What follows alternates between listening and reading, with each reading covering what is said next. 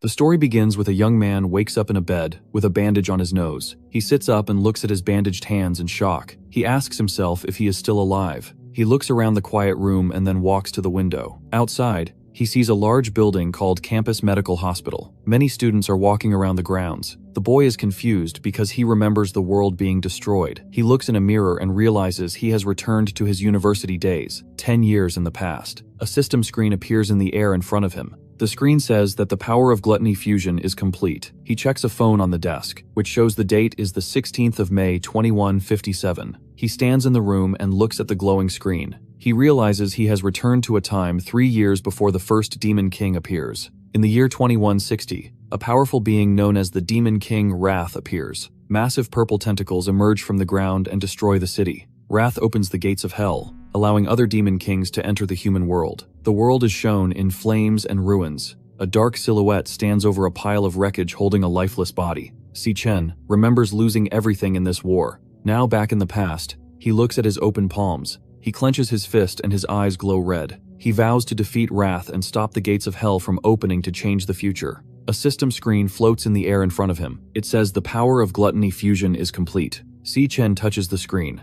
A status window appears showing his name and level. Although he is level 1, all of his stats, including strength and speed, are at 100. He explains that in this world, only 1 in 10,000 people can awaken special powers. A chart shows different classes, such as Star Mages, Flame Warriors, and Lightning Assassins. Si Chen is currently a student at the National University for Awakened Powers. The campus consists of several large, modern buildings where students with potential are trained. Si Chen stares at a digital card displaying the Lightning Assassin class. He recognizes this as his class from his previous life. He wonders if he has awakened his powers early. He clenches his fist, and yellow electricity sparks around his hand. A system message appears that says, "Class change loading." The door opens, and a student named Ma Long enters. Ma Long wears glasses and a brown sweater. A text box identifies him as an E-rank flower chanter. Ma Long is shocked to see Si Chen standing. He explains that Si Chen was beaten severely the day before. Ma Long touches Si Chen's arm and notices that all of his injuries have disappeared. Si Chen looks at his friend and remembers that Ma Long died early during the future demon invasion. Ma Long adjusts his glasses and asks if Si Chen has grown stronger. He then suddenly remembers that a ranking test is scheduled for the next day.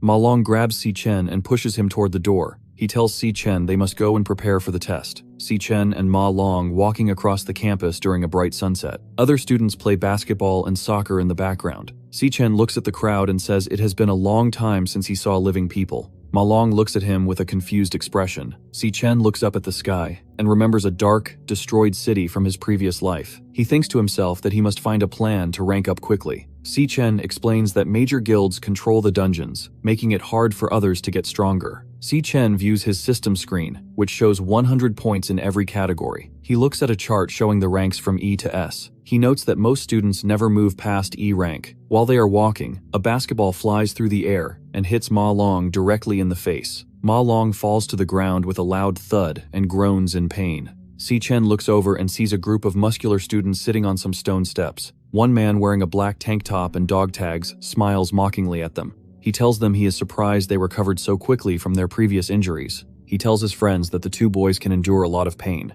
The leader looks down with a smug expression and asks why they did not bring him cases of drinks. Ma Long bows his head and offers to go buy the drinks immediately. Si Chen stands calmly, with one hand in his pocket. He stops Ma Long and tells him it is not his fault. He states that the bullies are the ones who should be apologizing. As he stares at the group, his memories from the past begin to return. The student holds Si Chen's head underwater in a sink. Si Chen struggles and gasps for air. Ma Long sits on the floor nearby, looking terrified. He reaches out a hand and begs the bullies to stop. The leader smiles and claims he is trying to help Si Chen awaken his dormant powers. The other students stand in the doorway and laugh. Si Chen loses consciousness and falls to the floor. The bullies lose interest and walk out of the room, leaving him there. Ma Long rushes to Si Chen's side and calls out his name. Si Chen reflects on the cruelty he experienced from other humans. The scene shifts back to the present day on the campus. Gongcheng looks at Si Chen with a confused expression. Ma Long trembles and cries behind him. Gongcheng activates his power, and his right arm transforms into a glowing green stone.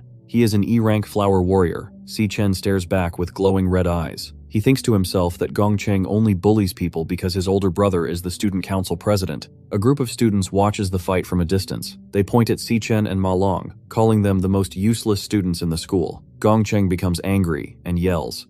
He swings his large stone fist towards Xichen's face. Xichen stands his ground and raises his arm. He blocks the punch, creating a bright flash of light. The impact makes a loud sound. Xichen does not move from his spot. Gongcheng pulls his arm back and looks at it in pain. The students cannot believe that Xichen blocked a hit from a flower warrior. Xichen stands calmly while Gongcheng yells at him in a rage. Behind them, Ma Long looks on with a terrified expression. Gongcheng clenches his teeth and calls Xichen a weakling. Xichen looks down and watches as yellow electricity begins to spark around his fingers. He decides to test his new powers on the bully.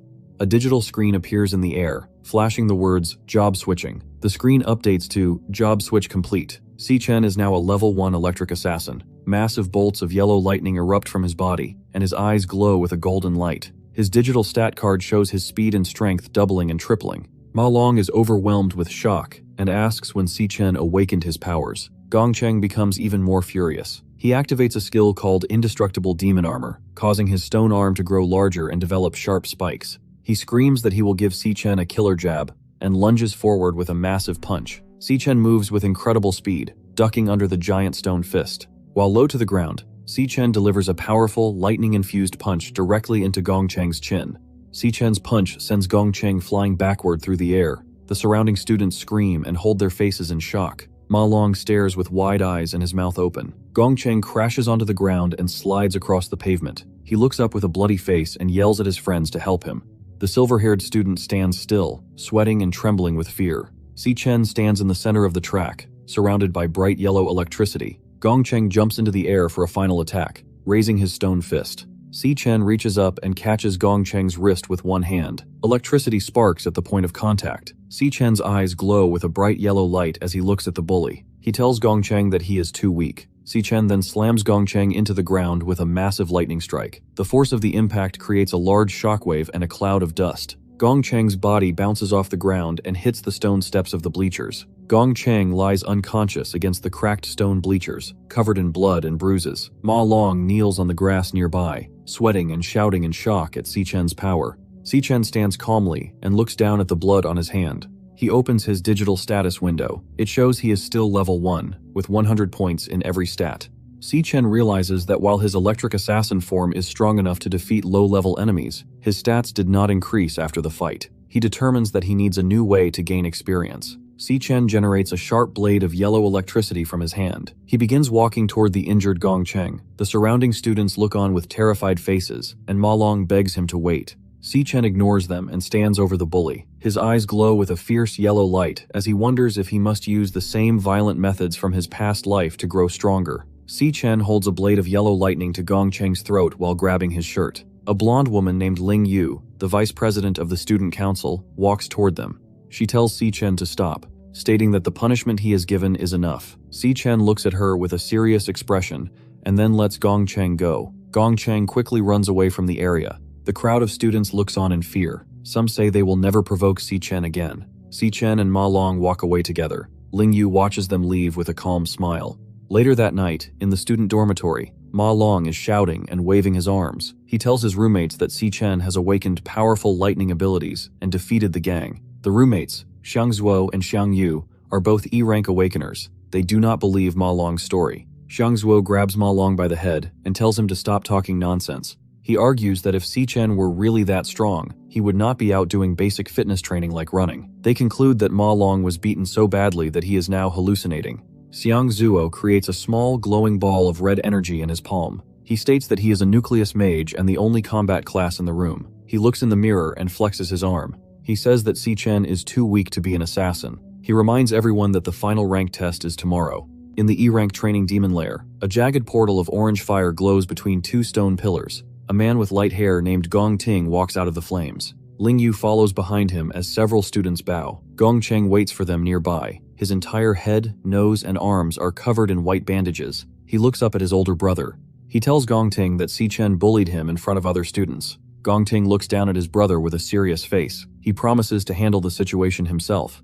After that, Gongting and Ling Yu sit at a large, formal dining table. Gongting cuts a piece of steak with a knife. Lingyu explains that fewer than 10 people in the school have reached D rank. She tells him that others do not have the same access to demon lairs that he does. On the other side, Si-Chen is running through a heavy rainstorm at night. He is wearing a blue jacket and carrying 100 kilograms weights. He is completing a 20 kilometers run. Sweat and rain drip down his face as he focuses on his breathing. He believes that a strong physical body is necessary to use his electric assassin powers. A flashback shows the world in the year 2160. Massive purple tentacles emerge from the clouds and destroy buildings. Si-Chen kneels on the ground in the rain, holding his sister's body. She has been killed by the Demon King Wrath. Back in the present, Si-Chen stands in the rain with glowing red eyes. He declares that his first goal is to kill Wrath, to prevent the destruction of the world. His phone vibrates in his pocket. He sees an incoming call from his sister, Si-Yun. He puts an earbud in his ear and answers the call.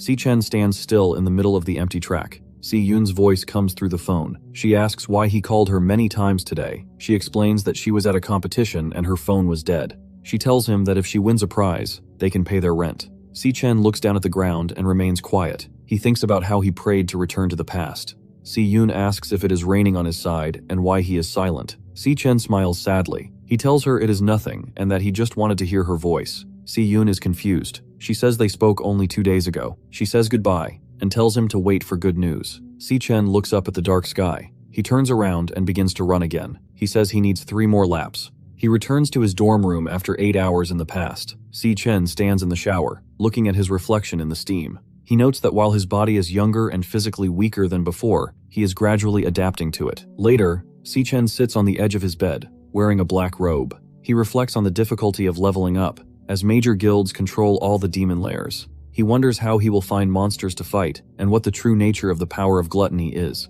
As he begins to sleep, a red digital system message appears in the darkness. It shows a loading bar with the words, "System booting." Once the loading is complete, a screen flashes, "Gluttony system start." Si-Chen suddenly finds himself falling through a bright pink and red void. He performs a mid-air flip and lands on one knee on a red, watery surface. He looks up to see a massive, dark tower covered in thorns stretching into a purple sky. He wondered how he arrived in this strange place while he was supposed to be sleeping. He looks at the massive tower stretching into the dark, purple sky. Low growling sounds come from the darkness. Large, pale monsters with skull heads and glowing blue eyes emerge from the water. A system identifies them as E-rank death hounds. The hounds surround Si-Chen, baring their teeth. Yellow lightning begins to spark around Si-Chen's right hand. He watches the monsters as his powers activate, saying, "Loading switching class." Si-Chen realizes he is inside a demon lair. Si-Chen completes his class switch to become a lightning assassin. His hair is messy, and his eyes glow with a bright yellow light. Electricity sparks all over his body. 3 death hounds lunge at him at the same time. Si-Chen moves with extreme speed and slashes through the monsters with his hands. One hound's skull head shatters into small pieces upon impact. A digital notification appears showing that he obtained 3 Death Forest items. Si-Chen thinks to himself that these E-rank monsters are very easy to defeat. He watches as 4 separate experience point notifications for plus 52 EXP pop up on the screen.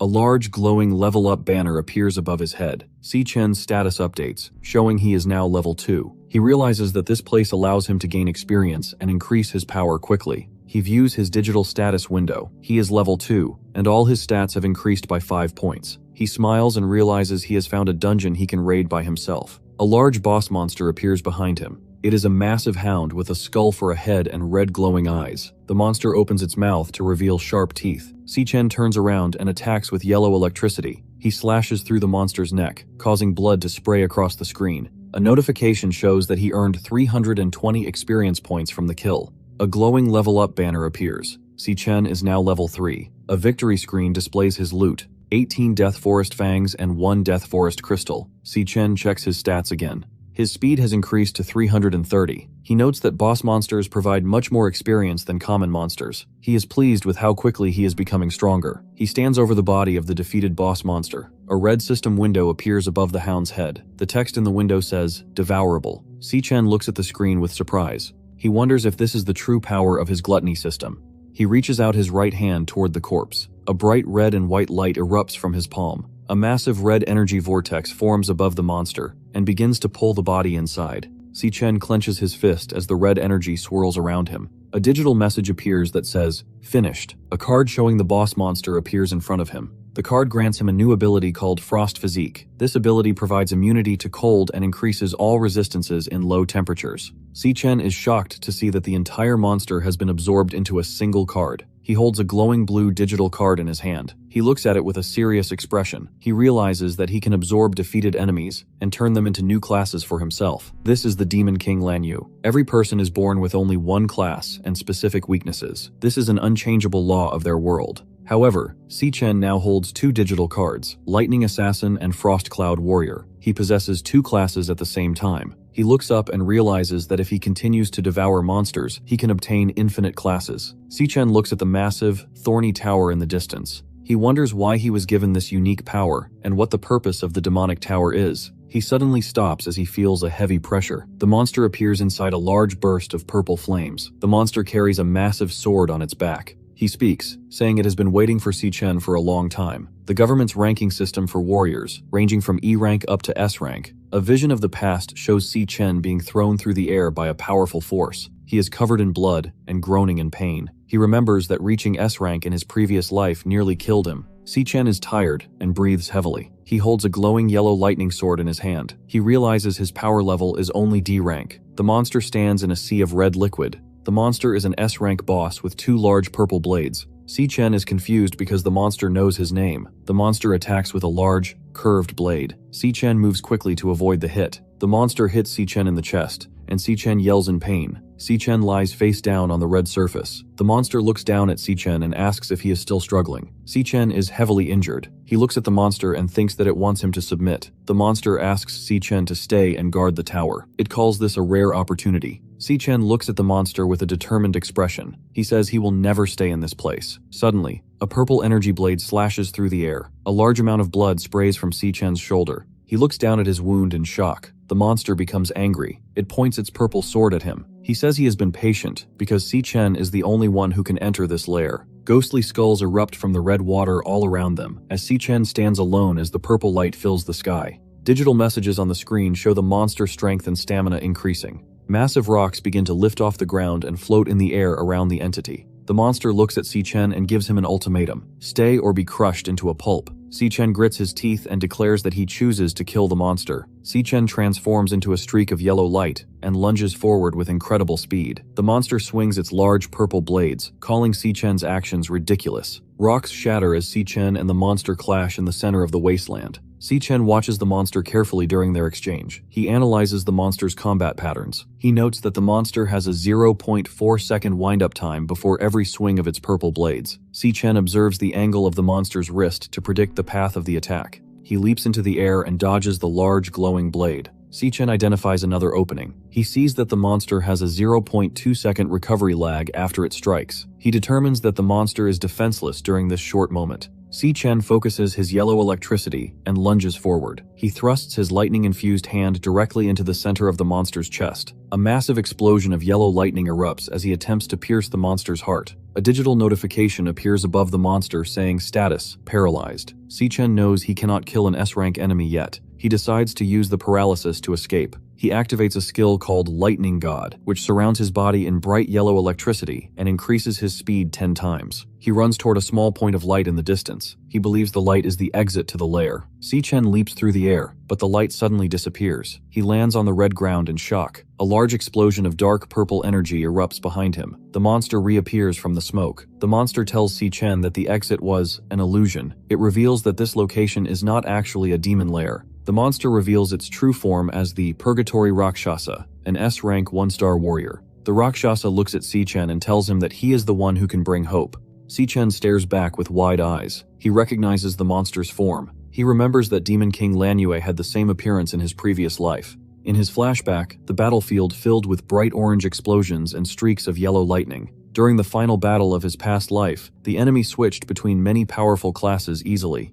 A third monster appears as a green, vine creature with multiple glowing red eyes. Finally, a blindingly bright light appears in the shape of a person, with many glowing orbs behind its head. The Rakshasa has the same large horns, skeletal chest, and glowing blue energy. Si-Chen realizes he is facing a direct form of the greatest demon he ever knew. He realizes that this entire world exists inside his own body because of the power of gluttony. The Rakshasa smiles and praises Si-Chen's intelligence. He tells Si-Chen that he is worthy of the tower's secrets. A golden key with a large red jewel appears in the air. A system box identifies it as the SSS-Rank Key of the Void. The description says it is the only way to open the demonic tower. The Rakshasa holds the key in his clawed hand. The Rakshasa explains that the former demon king, MANHUA, devoured many powerful demons in the past. He reveals that the strongest of those demons are currently sealed inside the tower. The Purgatory Rakshasa offers him a golden key. He takes the key of the void while asking why the monster is choosing to help him.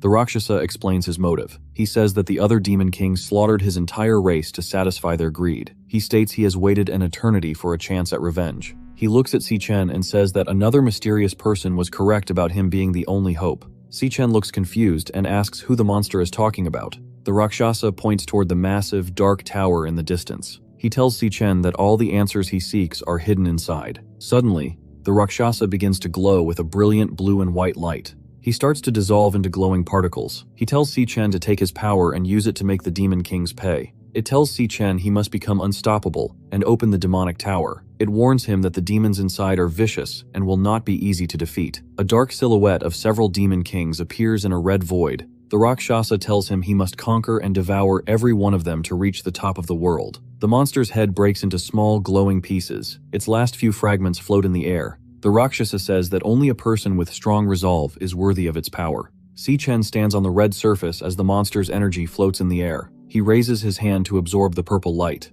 A large notification flashes, devouring level up. Si-Chen is surrounded by bright yellow energy. His level increases to 10. A victory screen appears showing he obtained 2 items called Rakshasa's Underworld Bone. Si-Chen looks down at his fist and says he will carry the monster's will. A digital message says devouring complete. A card for the Purgatory Rakshasa appears. It shows the monster is a star warrior with skills called Bone Grip Ruin and Triple Gravity Strike. Si-Chen says he will make his enemies pay in blood. Back in his dormitory, a window with bright sunlight shining through. A loud voice tells everyone to wake up and get up. He sits up in his bunk and looks toward the floor. His roommates get dressed in the background. He looks at his hands and chest, noting that all his injuries from the previous night have vanished. He wonders if the battle was just a dream. He opens his system window. It shows he is now level 10. All his base stats have increased to 150. The Purgatory Rakshasa card and other loot are visible in his inventory. Si-Chen realizes he gained 9 levels in one night. He contemplates what his current rank would be in the government system. His roommate, Xiangzuo, walks over and leans towards Si-Chen.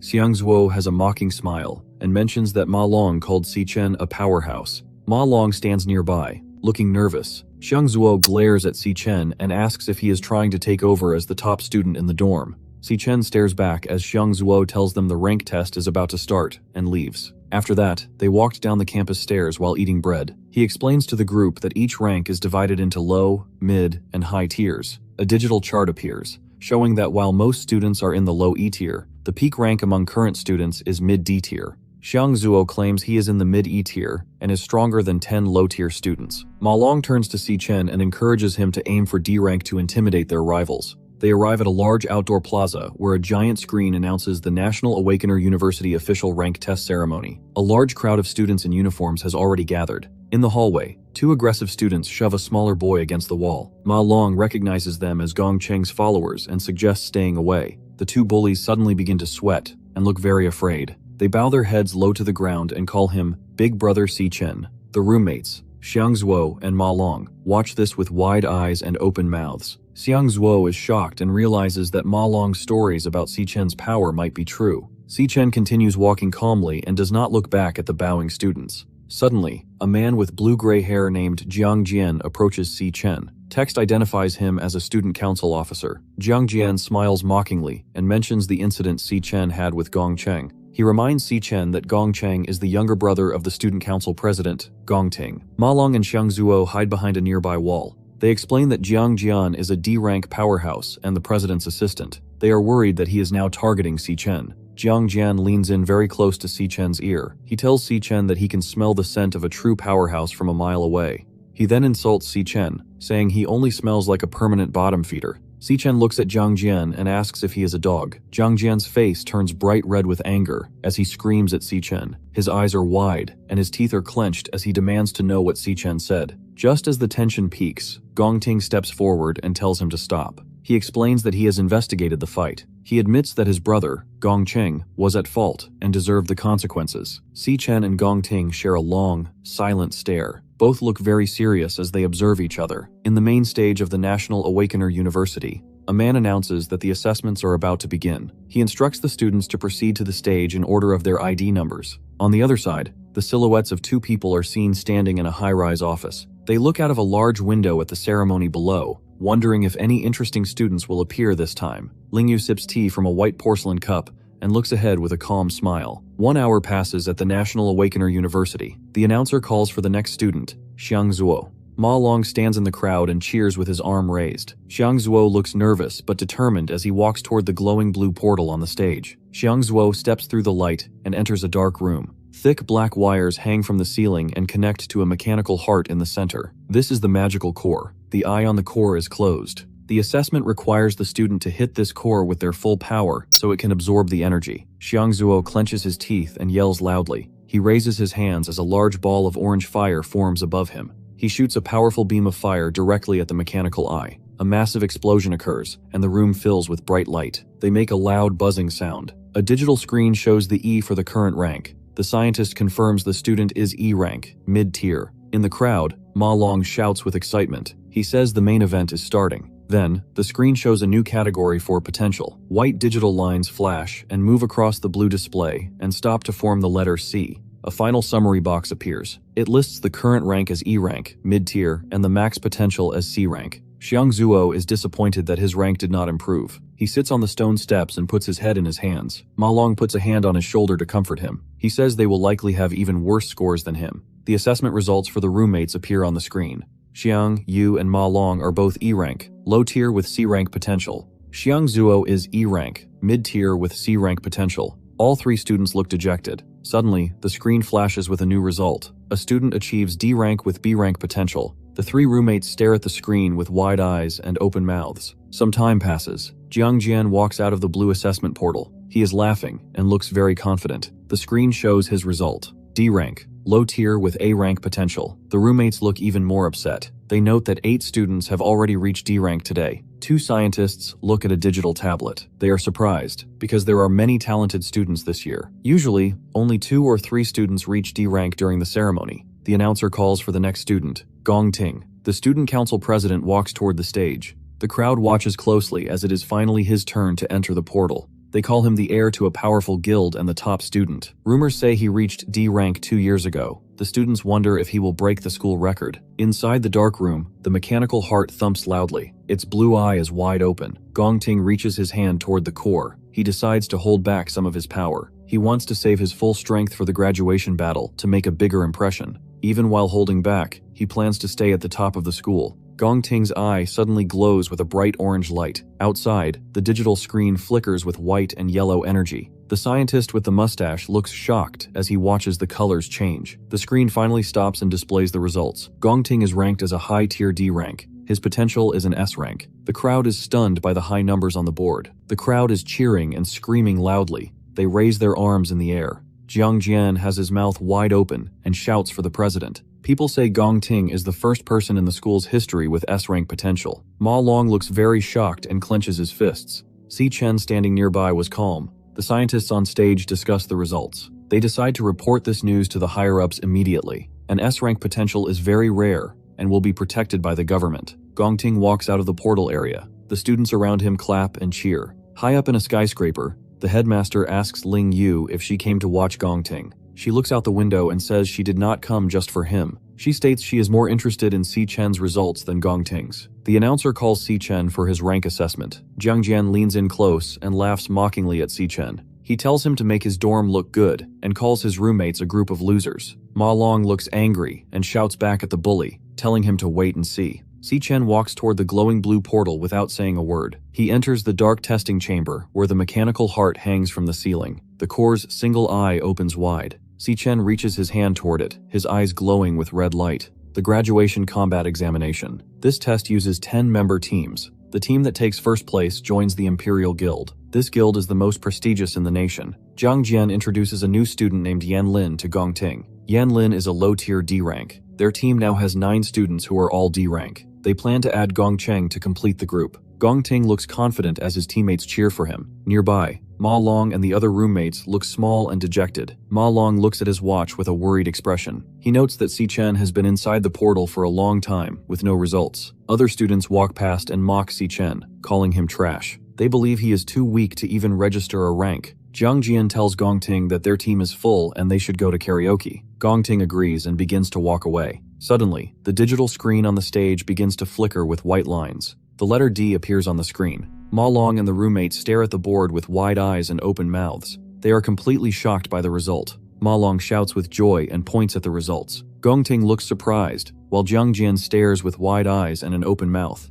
The board confirms Si Chen is a high-tier D rank. Inside the room, the mechanical core thumps violently and drips with sweat. A blue system message appears. It states that the core has an abnormality. The system asks the student to repeat the test because the results might be wrong. Si Chen views his digital stat screen. Every category is at 150 points. He realizes his regular body is equal to a high-tier D rank. He decides to test his weakest class first. A class change loading screen appears. Si Chen transforms into the Gravahound King. A white bone mask covers half of his face, and his right eye glows red. The rank on the screen outside changes again. It flickers and then displays mid-tier C rank. The students in the crowd scream and hold their heads in disbelief. Jiang Jian yells that the machine must be broken. The scientists sweat and wonder if there is a system error. The core inside the room thumps even harder. Si Chen realizes his other classes will be even stronger than C rank. He triggers another class change. He becomes the Abyssal Fiend. He now has red horns and glowing blue eyes. Purple energy swirls around his body. The mechanical core thumps faster and drips with sweat. Outside, a massive purple storm forms in the sky. Clouds swirl in a large circle and lightning flashes. The roommates huddle together in fear. They believe an earth-shattering monster has been born. The digital screen on the stage begins to glitch with colorful lines. A large yellow S appears under the potential rank. The mustache scientist screams in shock. He asks if there is another S-rank student in the school. Gong Ting looks toward the stage with a worried face. A red warning sign flashes on the screen.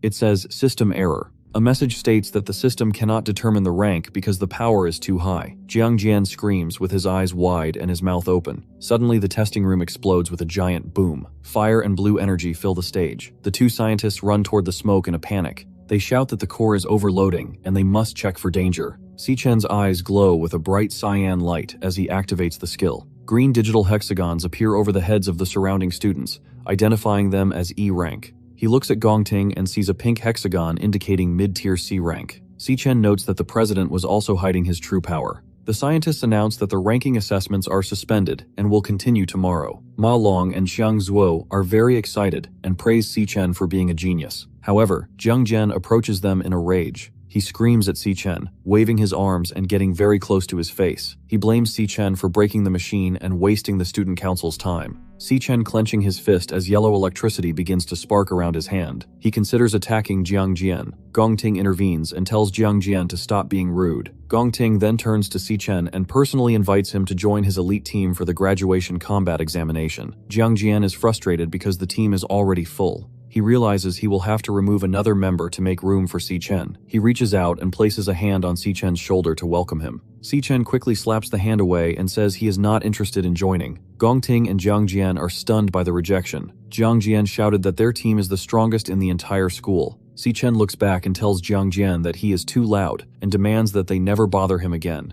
Jiang Jian screams with anger, and a small flame comes out of his mouth. Students whisper that he is brave for rejecting the student council president. Si Chen walks away with a calm look. Ma Long and the other roommates hide nearby, looking surprised by Si Chen's actions. Gong Ting stands still and watches Si Chen leave. Headmaster Yuan Long and Ling Yu watch from a large window in a high-rise building. Ling Yu smiles and says the situation is becoming interesting. She states that Gong Ting was born into a wealthy family and that Si Chen's rejection is a declaration of war. Gong Ting looks down at the ground. He wonders if the power assessment was actually correct. Jiang Jian stands next to him and looks very angry. He offers to fight Si Chen to teach him a lesson. Gong Ting looks at him with a stern face and asks if he thinks he is a petty person. Gong Ting then turns away and tells the team he is no longer in the mood for karaoke. He tells Jiang Jian that his future actions are not his responsibility. Jiang Jian smiles broadly. He is happy to have permission to act. 10 minutes later, a silver-haired student tells Jiang Jian that Si Chen has left the school to go home. Jiang Jian crushes a blue soda can with his foot. He looks very excited to ambush Si Chen off campus. Si-chen walks along a fence with white earbuds in his ears. He looks calm as he remembers the past. A flashback shows a group of warriors standing before a giant, glowing pink eye. This is the monster, Wrath.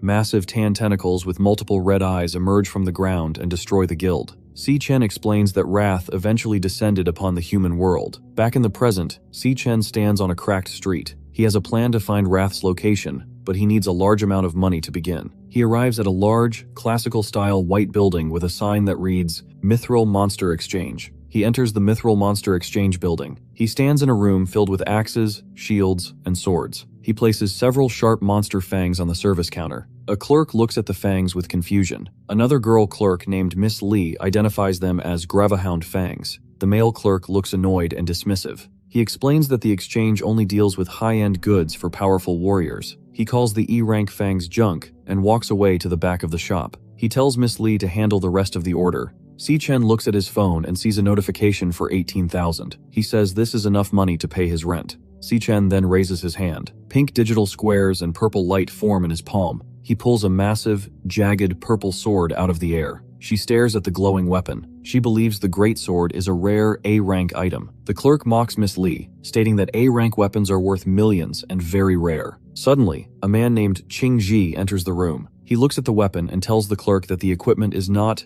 A-rank or B-rank. He identifies it as an S-rank piece of equipment from the Abyssal Lands. The clerk is terrified. His face turns dark, his eyes bulge, and he screams in shock. Qingji quickly walks over to Si-chen and clasps his hand in a firm handshake. He tells Si-chen it is an honor to have his business and invites him to the VIP lounge. Si-chen looks at Qingji calmly and realizes he is the leader of the Mithril Guild. In the VIP lounge, they sit on ornate green couches with gold trim. Qingji asks how much Si-chen wants for the weapon. Si-chen looks at him with red eyes and says, 1 million. Qingji is stunned and explains that the sword is worth tens of millions. Si-chen explains that he only wants to use the sword as collateral for a loan. He promises to pay the million back in 1 month. Qingji was impressed by the student's wisdom and confidence. Si-chen sits on a luxury couch and sips from a small cup. Qingji watches him and thinks that he is not an ordinary man. Si-chen offers to repay the loan in 1 month with 10% interest. Qingji tells Miss Lee to step outside so they can speak privately. Qingji adjusts his glasses and smiles. He identifies Si-chen as a student from the National Awakener University. He explains that the school's graduation exam is in 1 month,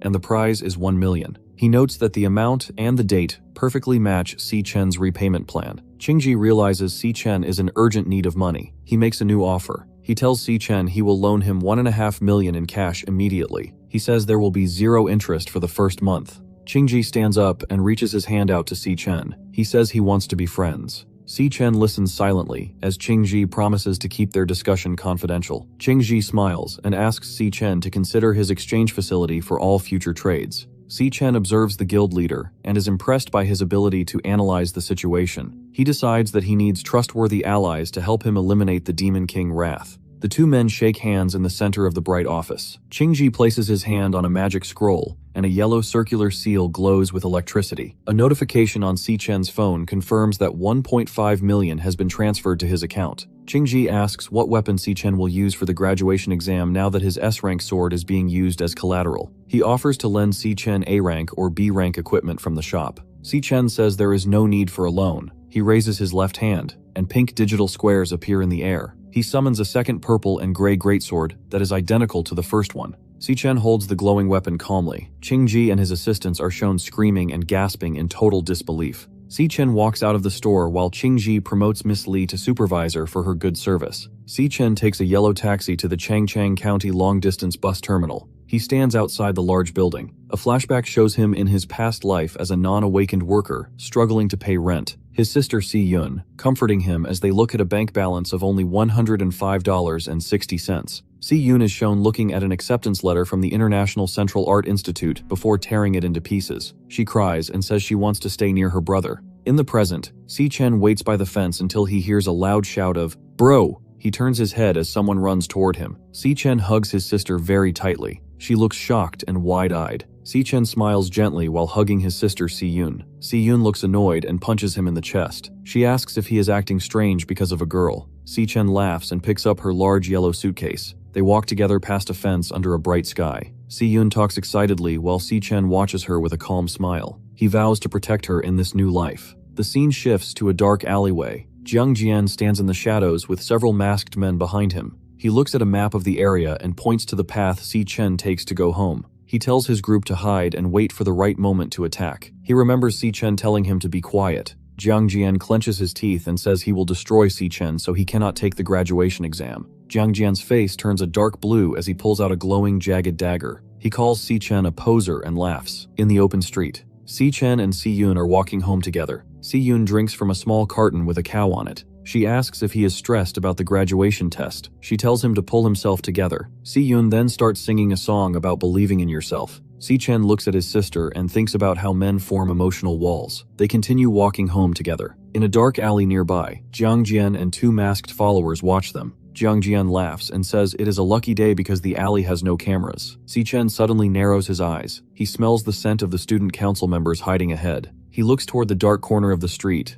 and sees their silhouettes. Si Chen reaches into his pocket and takes out two white wireless earbuds. He gently places the earbuds into his sister's ears. He tells her he has been listening to this song lately. Si Yun closes her eyes and listens to the music. She says music can show a person's mental state. Si Chen walks in front of her. His eyes glow with a bright blue light. Jiang Jian and a group of masked men walk down the dark street. Blue digital hexagons appear over their heads, showing Jiang Jian is a D-rank warrior and the others are E-rank. Si Yun continues to listen to the song. Si Chen remembers losing his sister in the year 2160. He was reborn in the year 2167. He thinks about how he has finally been reunited with his family after 7 years. Si Chen's face turns red with rage. Yellow lightning sparks around his head and body. He glares at the approaching attackers with glowing eyes and clenched teeth. Si Chen moves with incredible speed, leaving streaks of yellow lightning behind him. He lunges at men and delivers a powerful kick to one man's face. The second attacker looks on with a terrified expression. Si Yun continues to walk with her eyes closed, listening to the music through her earbuds. Si Chen moves through the crowd of enemies,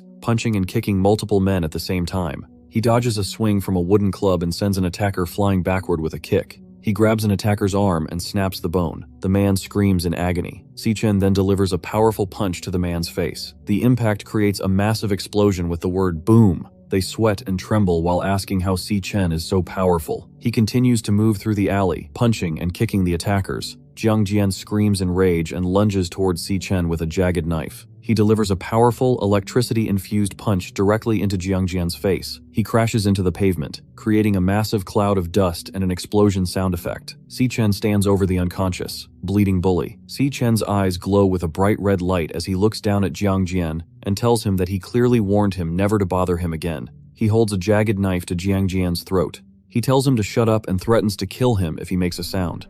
Jiang Jian realizes that Si Chen is not lying and truly intends to kill him. Si Chen stands over the bodies of the defeated gang members scattered across the alley. He tells Jiang Jian to remember every word he says. He warns the group that he does not care what happens to them, but they must never bother him again. He specifically states that if they ever threaten his sister or even appear near her, he will make them disappear forever. Si Yun is still listening to the music through the earbuds.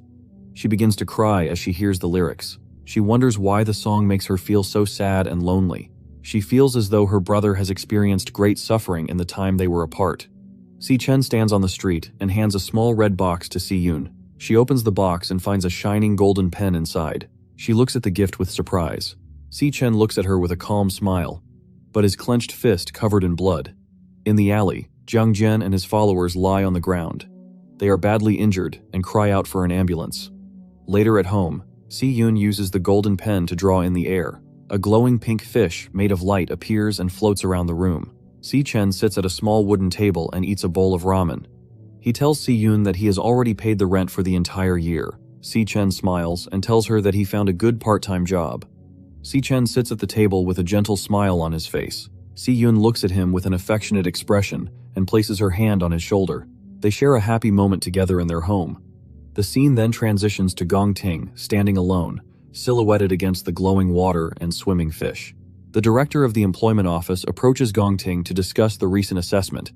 Gong Xuan looks at the fish through his glasses and confirms that Si Chen is indeed a C-rank awakener. He points out that Si Chen is now the only student in the university with a higher rank than Gong Ting. Gong Xuan mentions that there is a vacancy that needs to be filled. He tells his uncle not to worry and claims he did not use his full strength during the ranking test. Gong Ting vows to prove that he is truly the strongest student.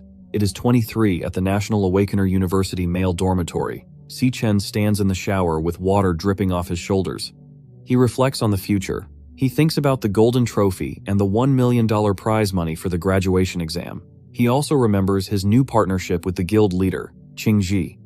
Later, Si-Chen lies in his bunk bed with his eyes closed, preparing to sleep.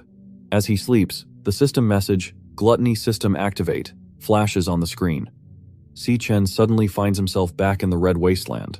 He stands before the massive, thorny demonic tower that reaches into the purple clouds. He looks at his updated status. He is now level 10 and ranked as a mid-tier C Awakener. He looks at the SSS-Rank Key of the Void glowing in his hand. He wonders what the interior of the demonic tower looks like. He approaches the massive stone gates and holds the key out.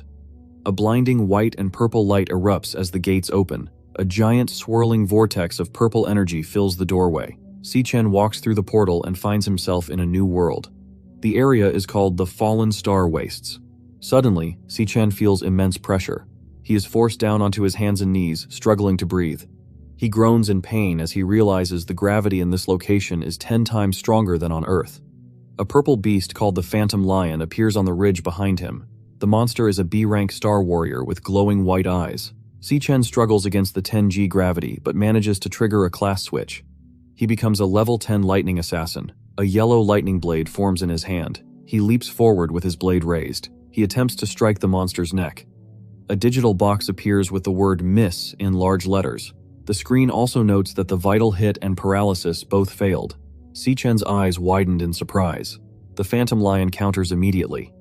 It lunges at Si-Chen and slams him into the rocky ground with its paws.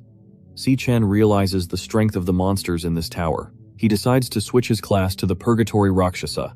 A digital card shows his new stats and skills as a star warrior.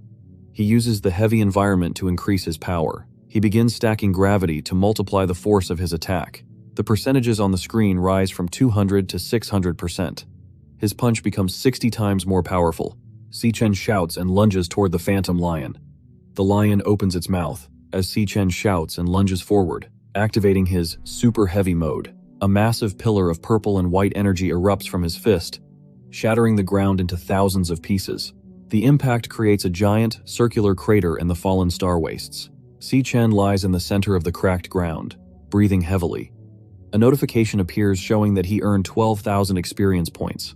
Another banner flashes, announcing he has reached level 11. He explains that each star on his class cards acts as a strength multiplier. His Purgatory Rakshasa class has 11 stars, while his Lightning Assassin has 9. He realizes his classes are breaking through the B-rank power limits. Si-Chen stands over the glowing purple remains of the Phantom Lion. The system identifies the monster as devourable. He reaches out and absorbs the energy into his hand. In the distance, a tall gate made of purple light appears against the starry sky. Suddenly, a small dark vortex opens in the distance as several pairs of glowing white eyes appear inside the black hole. 4 more Phantom Lions leap out of the portal at the same time. Si-Chen realizes that the powerful monster he just defeated with all his might was actually just a small common mob. One monster strikes Si-Chen with its claws, causing blood to spray. Then, dark silhouettes show the monsters biting and clawing at Si-Chen's body. A text box appears with the Rakshasa's warning. Once the door opens, what welcomes you will be endless pain. He suddenly wakes up in a bed, gasping and clutching his chest. He is covered in sweat and looks terrified. He sits up in the dark room and stares at the floor. He reflects on the intense physical pain from his dream. He looks at his hand and clenches it tightly. He states that there are no shortcuts to becoming stronger. In the Grand Auditorium on Friday, the 20th of May, 2157, about the graduation combat examination, Gong Xuan sits in a front row seat, drinking from a metal flask. The auditorium is full of students in uniforms. Several students are shown talking and whispering to each other. They discuss rumors that guild representatives are coming to scout for talent. Si-Chen sits silently among the crowd. He listens as the other students talk about the high expectations for this year's results. Gong Xuan speaks to the students from a podium. The students raise their wrists to check their displays. A blue list appears in the air showing the team assignments. Xiang Zuo, Ma Long, Xiang Yu, and Si-Chen are all officially ranked as low E rank. Ma Long screams in total shock. He looks at Si-Chen and asks how his rank can be so low after the assessment. Nearby students point at Si-Chen and laugh. They mock him and call him a loser. Si-chen stares at his wrist display with a calm expression. Gong-ting watches him from a distance, with narrowed his eyes. He clasps his hands together and smiles. He plans to teach the students a lesson and ensure the opponents have no chance to resist during the exam. The students rush across the floor to find teammates. A large group surrounds Gong-ting, shouting for his attention. They beg him to let them join his elite team. One girl with pink hair yells about her healer class. A man with a headband shouts that he will be the president's dog. Gong-ting remains silent and ignores the noise. One member of the student council tells the crowd they are too loud and only have room for one more person. Half an hour passes. Several groups of students stand together. Their wristbands glow with green light and a digital message says "Team formed." Si-chen and his 3 roommates stand alone. They look at their wrists and realize they only have 4 members. Ma Long looks angry and sweats. He says the rules require 5 people and a high D-rank leader. He believes the school is targeting their dorm. Si-chen stares ahead and realizes that more team members cause more monsters to appear. Si-chen understands that the system rewards larger teams with higher scores but also higher danger. He stands with his small group to face the final assessment. Ma Long, Xiang Yu, and Si-chen, all labeled as low E rank. A student from another group calls out to Xiang Zuo. He tells Xiang Zuo to join their team because they only need one more person.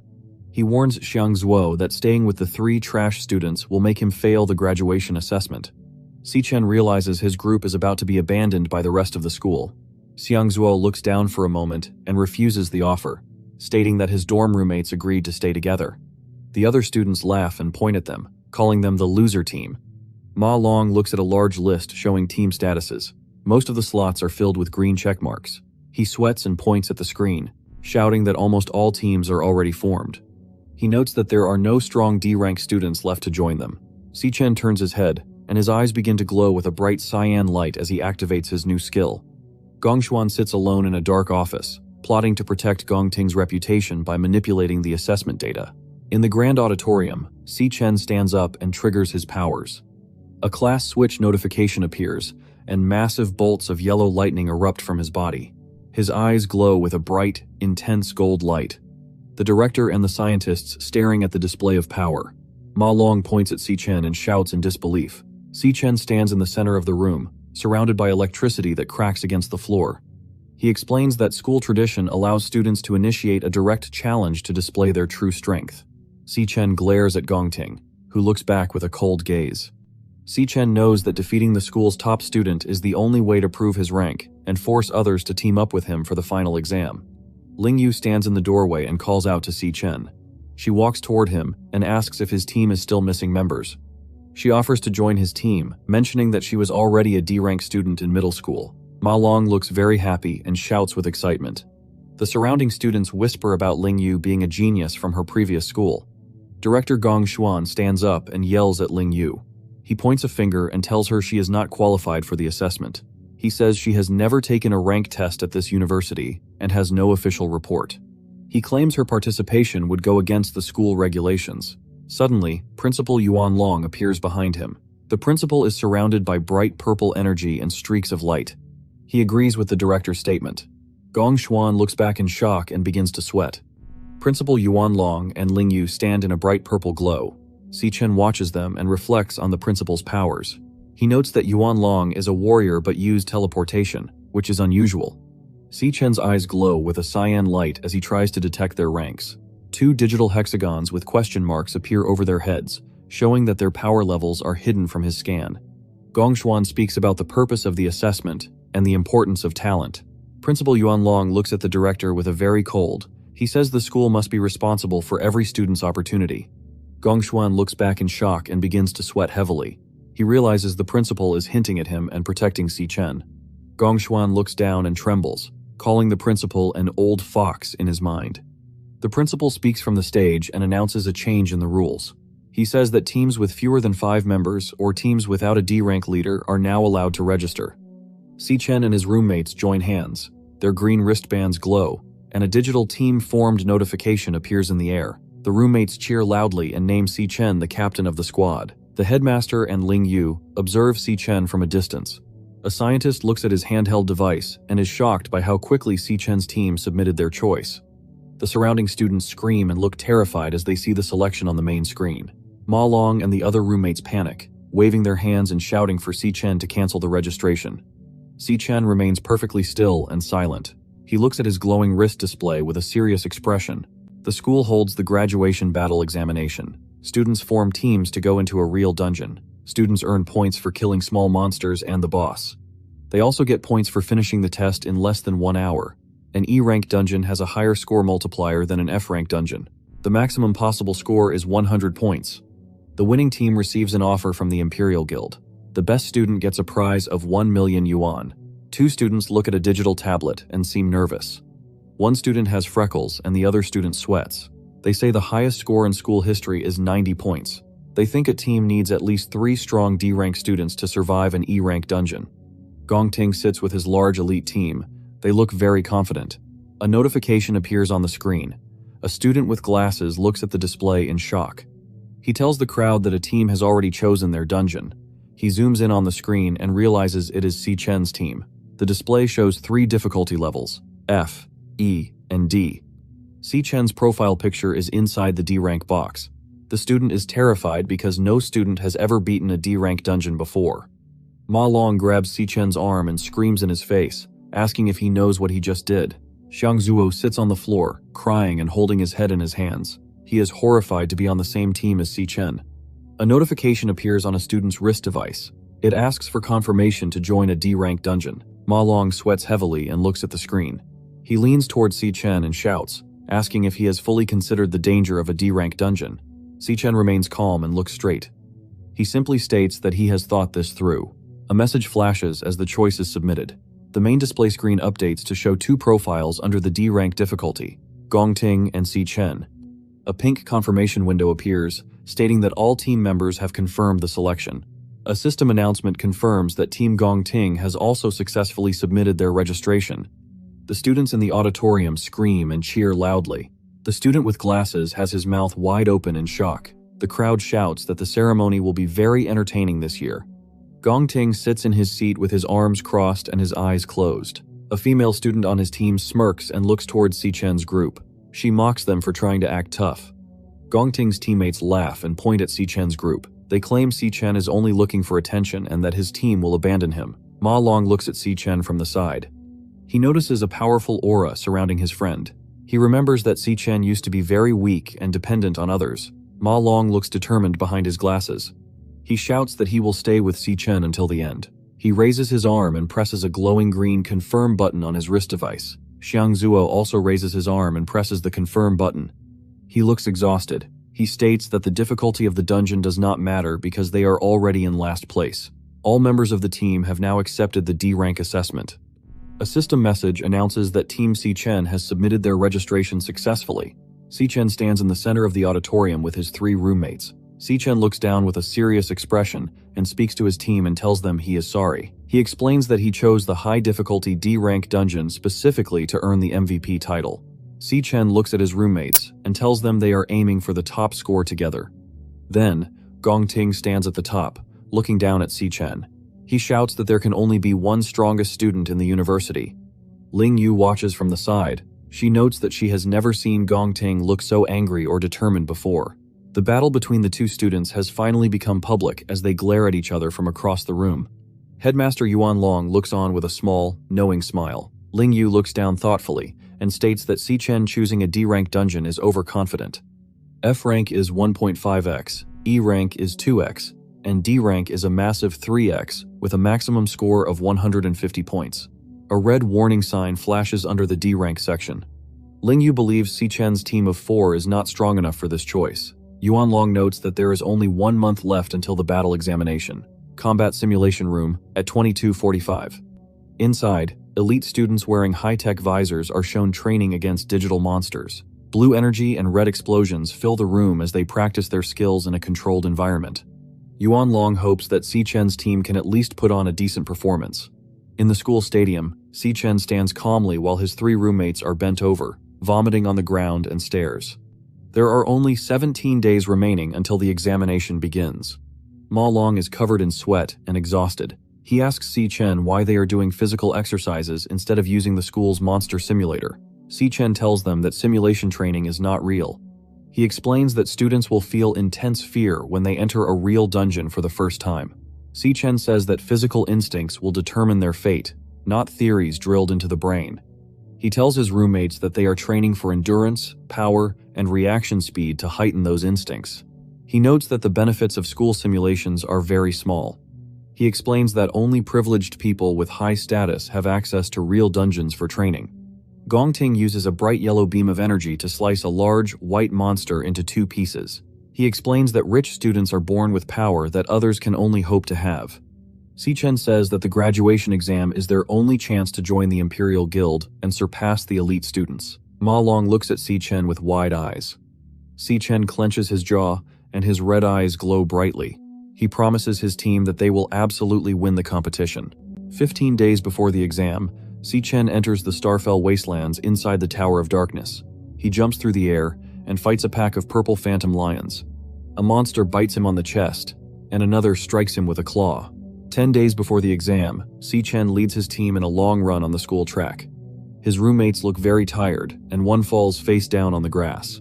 Inside the tower, Si-chen strikes a lion with his lightning power.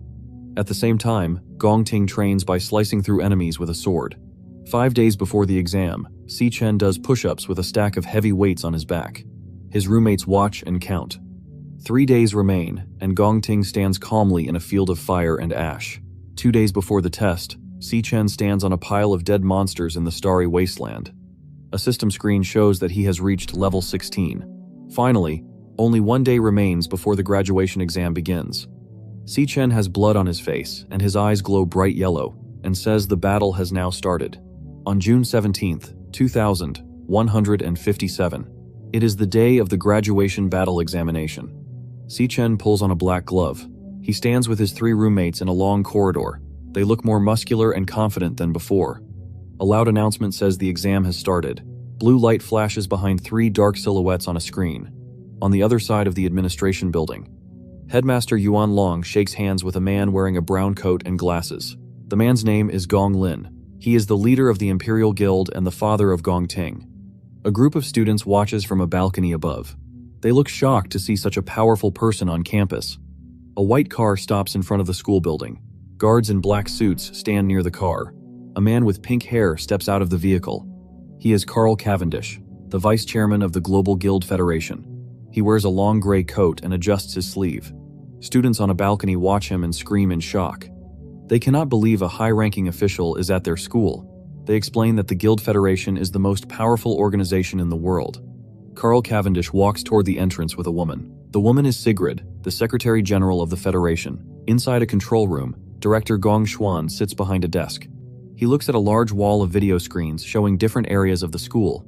Sigrid walks through a hallway with Principal Yuan Long and other staff members. The principal has a slight smile as he leads the guests.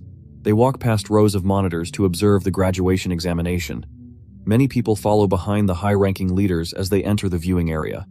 Students face dangerous monsters inside the graduation dungeons. A student uses a blue energy blade to strike a large water serpent called Ling Yao. In a different area, a giant sandworm with sharp teeth erupts from the water near 2 students. Inside a dark cave, several stag spiders crawl across the walls and ceiling. A student with glasses looks up and trembles with fear. In the control room, Director Gong Xuan watches the video screens. He explains that instructors are standing by at the gates to intervene if a student is in danger. A giant spider looms over a student who has fallen to the ground. The student screams and presses a button on his glowing wrist device. A red notification says, "Dropped," as he withdraws from the exam. He and his teammates are instantly teleported out of the dungeon in a flash of red light. Secretary General Sigrid watches the monitors. She notes that only 2 teams remain in the difficult D-rank dungeon. She says she is looking forward to seeing their performance. Director Gong Xuan watches the monitor. He believes the students will withdraw from the dungeon quickly. The team enters the D-rank dungeon named Cloudwood Summit. A creature crouches on a large, frozen tree branch. It is a wraithwing monkey, a D-rank monster with gray fur and long claws. Si-chen looks alert as snow falls around him. He tells his teammates to stay on guard. 3 monkeys fly down from the trees to attack. Si-chen moves with extreme speed. He creates 3 large slashes of blue energy in the air. The monsters are hit instantly and fall to the ground with a loud thud. Blood stains the white snow around their bodies. Ma Long sits in the snow and looks up in disbelief. Xiang Zuo is also shocked. He realizes that Si Chen just defeated 3 D-rank monsters by himself. Si Chen stands over a dead monster, while yellow electricity sparks around his body and the small yellow blade in his hand. Si Chen's eyes glow with a bright yellow light. His 3 teammates stand behind him. He tells his team that their current strength is not enough to handle the enemies. He tells them to stay back and protect themselves. He then lunges forward as a large bolt of yellow electricity strikes the frozen ground. He shouts for them to leave the rest of the fight to him. A student on the ground yells for the others to watch out. Another teammate slides across the ice and screams. One of Si Chen's teammates is thrown backward by an impact. Xiang Zuo finally realizes why Si Chen made them practice reaction speed and explosive power during their training. He understands that Si Chen never actually expected the team to help him fight the monsters. He concludes that the physical training was only meant to give the roommates a way to protect themselves and survive. He thinks about how he always considered himself the boss of their dormitory. He feels humiliated because he now has to rely entirely on Si Chen to carry him through the exam so he can graduate. In the background, Si Chen moves with incredible speed through the snow. He uses sharp yellow lightning blades to slice through a white, furry monster. His fast and violent attack against the remaining enemies. Giant white bat monsters fly through the snowy sky. They have human faces and open their mouths to roar. Many yellow lightning bolts strike the monsters from all sides. The electricity slices through their wings and bodies. Xiang Zuo says that as long as Si Chen is their leader, they will surely win the graduation exam. He believes in Si Chen's strength completely. He does not doubt their victory anymore. Si Chen's teammate watches him and thinks Si Chen is too strong for a regular student. He believes Si Chen is a battle-hardened warrior. In the snowy valley, many yellow lightning bolts strike the small dark monsters. The monsters fall from the sky as blood sprays out.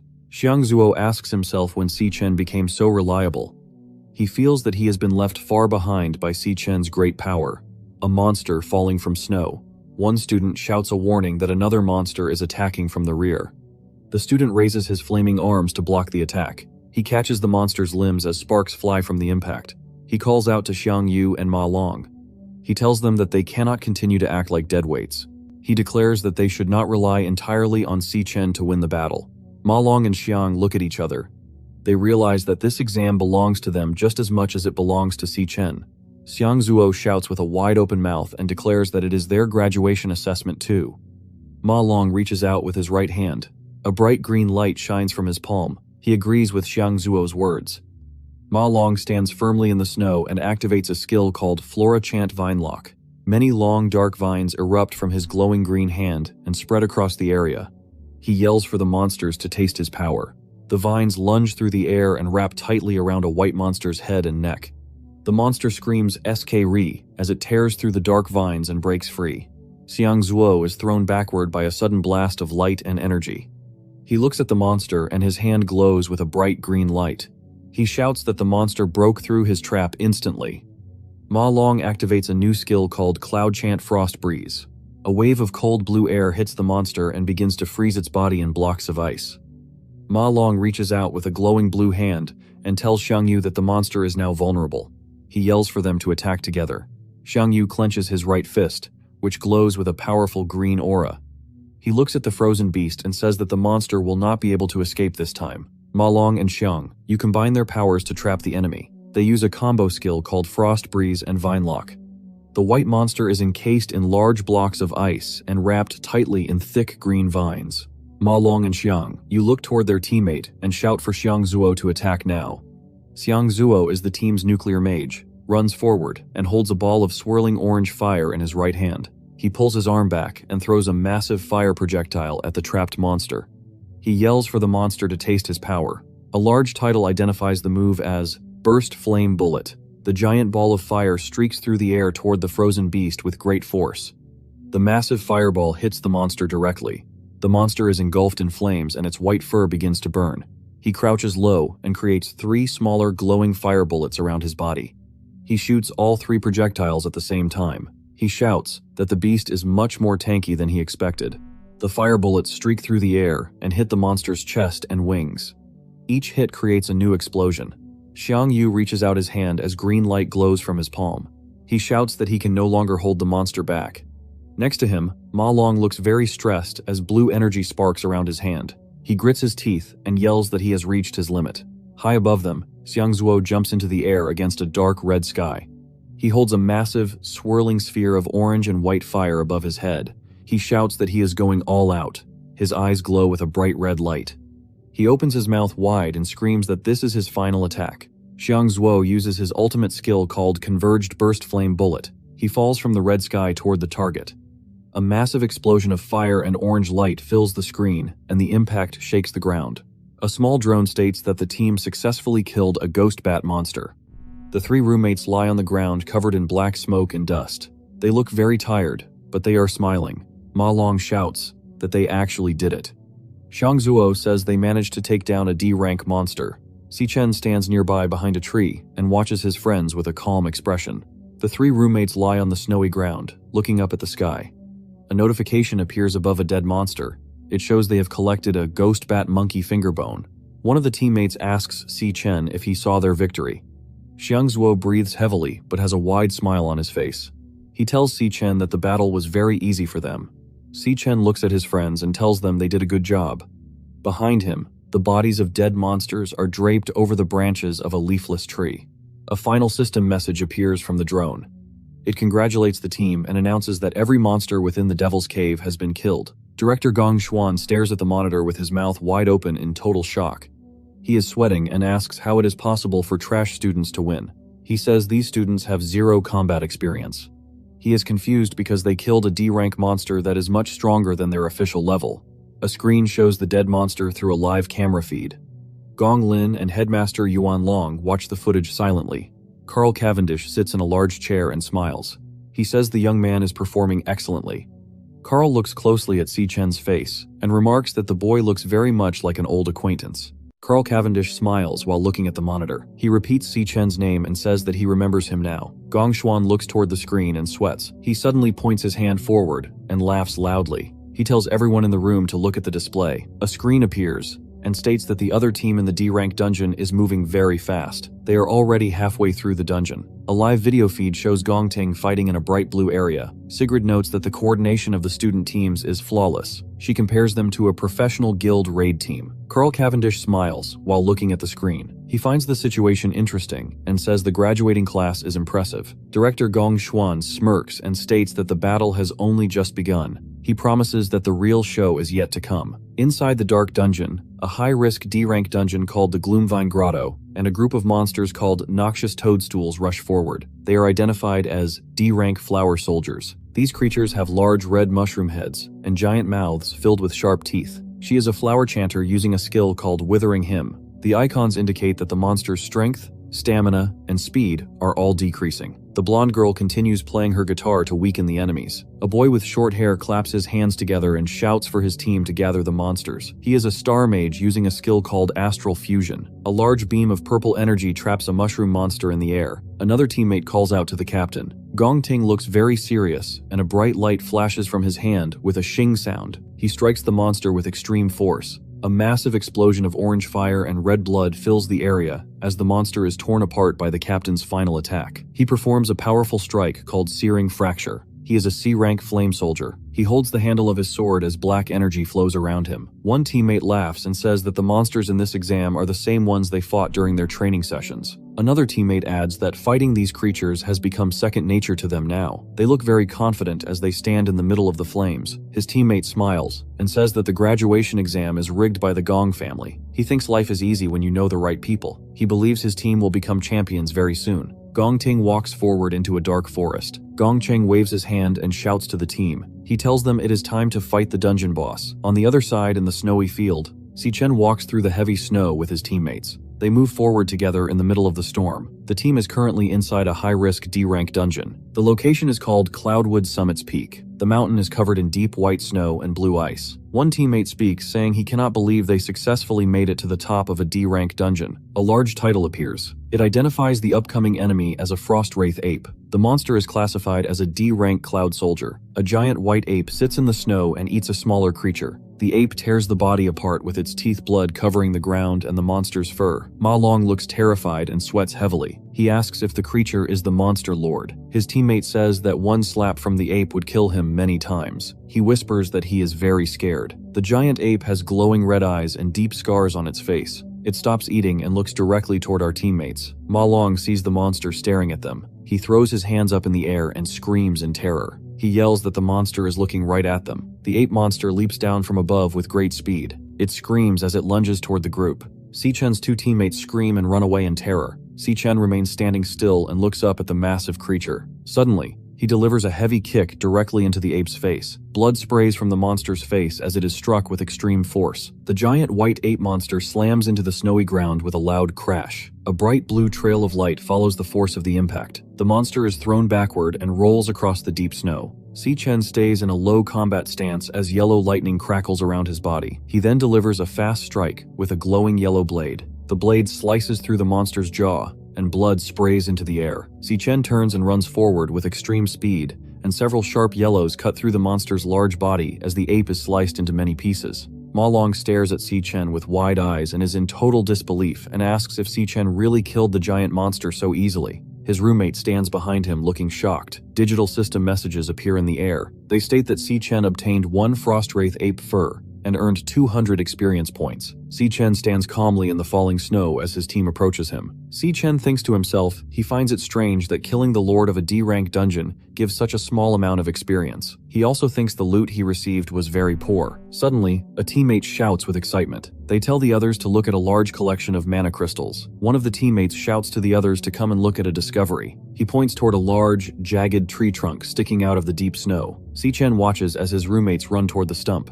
Inside the hollow center of the tree, there is a large cluster of glowing crystals. The teammate says the giant monster must have hidden these mana crystals inside the tree. He notices the large size of the gems and believes they are at least mid-tier mana crystals. The roommates lean into the hollow and look at the treasure with wide eyes and happy smiles. They laugh and say that if they sell these crystals, they will be set for life. Si-Chen suddenly shouts for his team to hold on immediately, as his hand reaches out to touch one of the glowing blue mana crystals. Suddenly, a massive explosion of cold energy erupts from the center of the tree. The roommates look terrified as they are blown backward by the intense force. Si-Chen stands in the middle of the bright blue light with a serious expression. A powerful skill called Arctic Nova is activated by a cloud mage. The entire area is instantly covered in giant, sharp ice spikes that erupt from the ground. The snowy mountain is now filled with jagged blue ice and thick white mist. Giant ice spikes cover the entire mountain landscape. One of Si-Chen's teammates is trapped behind the sharp pillars of ice. Near him, a device sits on the frozen ground. The device makes a buzzing sound. In the monitoring room, the camera feed for Si-Chen's team turns black and begins to glitch.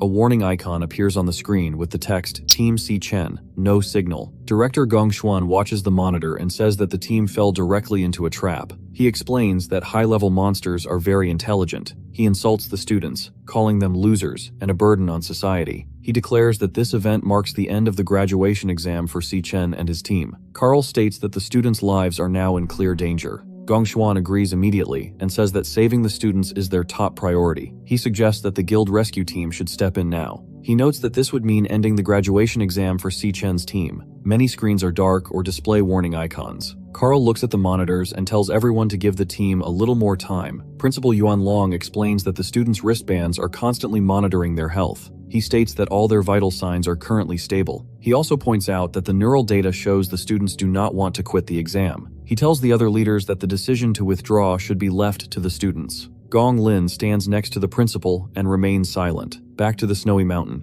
Ma Long lets out a very loud sneeze and shouts. He sits on the frozen ground, surrounded by giant ice spikes. He shakes from the intense cold and hugs his arms to stay warm. Behind him, his teammates are trapped inside large blocks of ice. He mentions that he is thankful to be a Cloud Class Awakener. He explains that his class gives him resistance to the cold. He says that without this power, he would be frozen solid like his friends. A dark shadow falls over the area and a creepy laugh comes from the mist. The monster is revealed to be a giant warrior made of ice and dark metal. It has long white hair and a bright blue glowing core in its chest. The monster towers over the snowy landscape. It looks down at Ma Long and laughs loudly while the snow falls around them. Ma Long looks up at the giant creature and asks if this monster is the true lord of the dungeon. He explains that he recognizes the monster from the school's monster manual. He identifies it as a frostbound Lich King, which is a C-rank cloud mage. He says this type of monster is an elemental mage that can manipulate ice. Ma Long explains that it uses area of effect attacks and knockback abilities to fight. He tells his team that these monsters are very cunning and enjoy torturing their prey before they kill them. He realizes that the Arctic Nova attack they just faced was actually a trap set by the boss. The Lich King stares down at the students with its empty, glowing eye sockets. Ma Long runs across the jagged snow as the blue frost-bound Lich King follows him from above. Ma Long looks back and realizes the monster is a rare C-rank lord. He knows he cannot defeat such a powerful enemy by himself. He tells himself that he must hurry. Suddenly, a sharp spike of ice strikes Ma Long's lower leg. He screams in pain as the force of the attack throws him against a frozen mountain peak. The frostbound Lich King laughs while Ma Long is on his hands and knees in the snow, breathing heavily. A system message warns that he has a critical injury in his lower left leg. The screen asks if he wants to withdraw from the examination. Ma Long looks up and refuses to quit. He reaches out his glowing hand and says he must thaw Si Chen immediately. Ma Long activates his Cloud Chanter skill called Perfect Origin. This power uses purifying energy to remove debuffs from a single target. Si Chen is shown completely trapped inside a large, jagged block of ice. Ma Long tells himself that they still have a chance to win if he can defrost his teammate. An ice spike strikes Ma Long in the shoulder with a loud sound. Blood sprays into the cold air as Ma Long screams in pain. He falls face first into the snow. A message appears on the screen stating that his purification failed. The frostbound Lich King laughs loudly at him. The monster uses a skill called Frostbone Skewers. Many small ice shards form around the monster. Ma Long lies motionless on the ground. Several red warning boxes appear over him. They say his heart rate is at a critical level. They also report a serious injury in his right arm. The system asks Ma Long if he wants to withdraw from the examination now. Ma Long stares at the word withdraw and thinks about his life. He remembers always running away from every challenge and struggle he ever faced. A flashback shows Ma Long in school. A group of students throws objects at him while he covers his head. He thinks about how he was constantly left behind, humiliated, and ignored. He says people treated him like he did not matter. In another memory, Ma Long runs behind Si Chen. He is sweating and panting, but he keeps his fists clenched. He says that they put everything on the line to reach this moment. Finally, he is screaming with intense effort. He declares that against all odds, he finally has the chance to change his life. He refuses to give up now. In the present, Ma Long grits his teeth and shouts that he will never give up the fight. Ma Long reaches his hand toward the large block of ice. A powerful green light erupts from his palm as he uses his Perfect Origin skill. He focuses a beam of bright blue energy directly at the ice trapping Si Chen. The frostbound Lich King stands nearby and watches him. The monster energy waves spin through the air around them. Ma Long reaches out his hand toward the frozen structure. A bright blue light explodes from his palm. He screams as he uses all of his remaining strength. He kneels in the deep snow and points the intense blue energy at the large spikes of ice. Suddenly, inside the ice, Si Chen's eyes snap open. They glow with a fierce, bright yellow light as he begins to awaken. Si Chen activates his power and breaks out of the ice with a massive explosion. Blue ice shards fly everywhere in the snowy valley. He moves with incredible speed, shown by the large word Godspeed. The frostbound Lich King looks on in total shock. Its skeletal mouth is wide open, and its blue eyes glow with surprise. Si Chen moves like a golden streak of light across the snow. He reaches Ma Long and catches him. Ma Long is very weak and covered in sweat. He looks at Si Chen with a tired smile. He says that in the end, Si Chen still had to break free from the ice by himself. He is relieved that Si Chen is safe. Si Chen looks at Ma Long and tells him that he was a very big help. Ma Long looks at Si Chen's wounds and asks if he is going to be okay. Si Chen responds that his injuries are not serious and that he has managed to stop the bleeding. The ground begins to shake with a loud rumble. Si Chen explains that the monster is a C-rank cloud elemental monster lord called a frostbound Lich King. He warns Ma Long that it is incredibly powerful. He says they must not let the monster freeze them again. Si Chen looks over his shoulder as the rumbling continues. Ma Long stares with wide eyes and looks very terrified. High in the snowy sky, the frostbound Lich King raises its arms. A massive, jagged blue ice crystal forms above the monster. A title identifies the attack as Giga Frost Nova. Si Chen stands on the edge of a snowy cliff and looks up at the giant blue light. The frostbound Lich King opens its skeletal jaw and laughs loudly. Ma Long looks up at the sky with wide eyes and a terrified face. He asks how the monster could summon such a massive Frost Nova attack. He screams that it is impossible for them to dodge. A giant blue sphere of energy and jagged ice shards forms in the center of the snowy area. The ground rumbles violently as the spell expands. Suddenly, a massive white explosion fills the entire screen with blinding light. The force of the impact is extremely powerful. The frostbound Lich King floats in the snowy sky and laughs loudly. It looks down at the ground with glowing blue eyes to see the result of its attack. The entire valley is now covered in massive, jagged blue ice spikes. Ma Long is thrown backward through the air with a look of total shock. Si Chen stands in the center of a swirling blue aura of energy. He has switched his class to the Gravehound King at level 16. A system screen explains his frosty physique ability. This skill gives him full immunity to cold temperatures. It also increases all of his resistances while he is in low temperature environments. The frostbound Lich King opens its skeletal mouth wide and lets out a loud laugh. Ma Long sits on the snowy ground and sees that Si Chen is now using a different type of energy. Ma Long is confused and asks Si Chen what has happened to his power. He reminds Si Chen that he is supposed to be a lightning elemental assassin. Ma Long begins to sweat and asks if Si Chen is a rare 1 in a million person. Si Chen stands still as a powerful blue energy swirls around his body. Ma Long finally realizes that Si Chen is a dual-class awakener who can use 2 different types of abilities at the same time. Suddenly, Si Chen's eyes glow with a bright blue light. He tells them he is sorry for misjudging the situation. He says it is his fault that the 3 of them were put in danger. He clenches his fist tightly. Bright white light and electricity burst from his hand. He declares that the danger will end now. A message appears on the screen. It says that the class change is finished. Si Chen has now become the Abyssal Fiend at level 16. He holds a giant, glowing pink blade that makes a loud whirring sound. He looks toward the monster and says he will finish this battle immediately. Usually, an Awakener can only have 1 class. There is a very small chance for someone to have 2 classes. Only 1 person in 10 million can do this. The cloud symbol and the lightning symbol. These rare people are called dual classers. Ma Long realizes Si Chen is one of these extremely rare warriors. The world has fewer than 10 people with 2 classes. These people are very famous, and every guild wants to find them. Ma Long screams in shock as he realizes Si Chen is a dual classer. Si Chen stands in a bright blue aura while wearing a white bone mask. He has 2 classes. Then, a notification on the screen shows his strength and stamina increase 3 times. Ma Long screams again in total disbelief. He sees that Si Chen actually possesses 3 different classes. Si Chen's eyes glowed with a fierce blue light, and he reached max stamina and max strength. Si Chen notes that every single one of his classes is incredibly powerful. Si Chen is then leaping through the air. He is surrounded by swirling pink and purple energy. He prepares to strike with his massive, glowing pink blade. The monster stands in the distance, overshadowed by Si Chen's power. Ma Long looks completely terrified. He thinks about the crushing aura the monster had earlier in the fight. He realizes that Si Chen's current power is now even greater than the monster's pressure. The frostbound Lich King lets out a loud, high-pitched scream as it is struck. Si Chen activates a powerful move called Triple Calamity Overload Mode. He delivers a massive vertical slice that fills the panel with bright pink and purple light. The monster is torn apart by the force of the blade. The skeletal body of the Lich King shatters into many white bones and torn pieces of cloth. Si Chen kneels on the ground, holding his glowing weapon as the monster is destroyed. A victory screen appears over Si Chen. He stands in a bright pillar of yellow light as the system updates. He earns 5,000 experience points from the battle. A notification flashes, "Level up," showing that Si Chen has reached level 17. At the bottom of the screen, a loot window appears. It confirms that he has obtained a new item called Frostbone Skewers. Ma Long looks down at the skeletal remains of the monster lord in the snow. He is very impressed. He tells Si Chen that he should have known he could win. He says Si Chen defeated a C-rank monster lord with only 1 hit. Si Chen asks Ma Long if their other 2 roommates are still trapped in the ice. He asks if Ma Long has enough energy left to defrost them.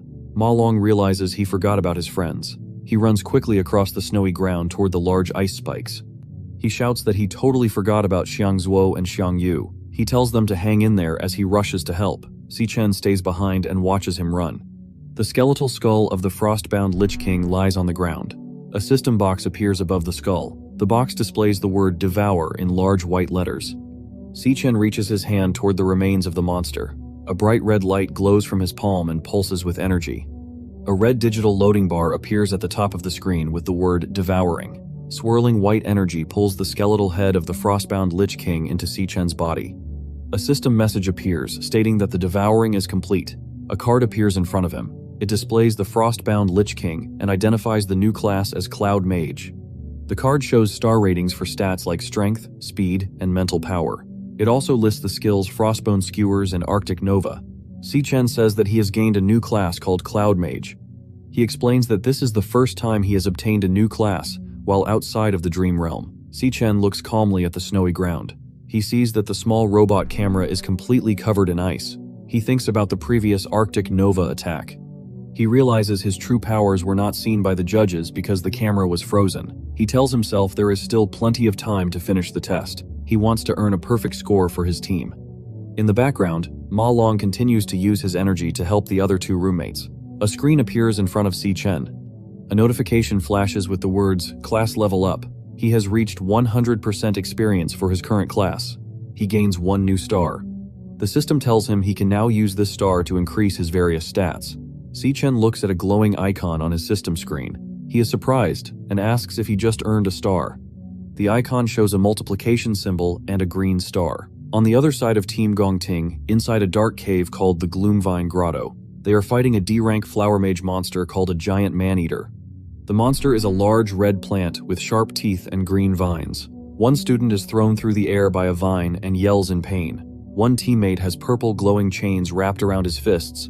He is sweating and his face is filled with strain. He asks if a D-rank boss is truly this powerful. He shouts at his other teammates to pummel the monster. He yells that he cannot hold the creature back any longer. Another student holds a bow made of bright yellow electricity. He pulls the string back and sparks fly through the air. He says the monster is too tanky and has too much health. The giant red plant monster is hit by yellow lightning in its open mouth. A student shouts that he is not doing any damage to the beast.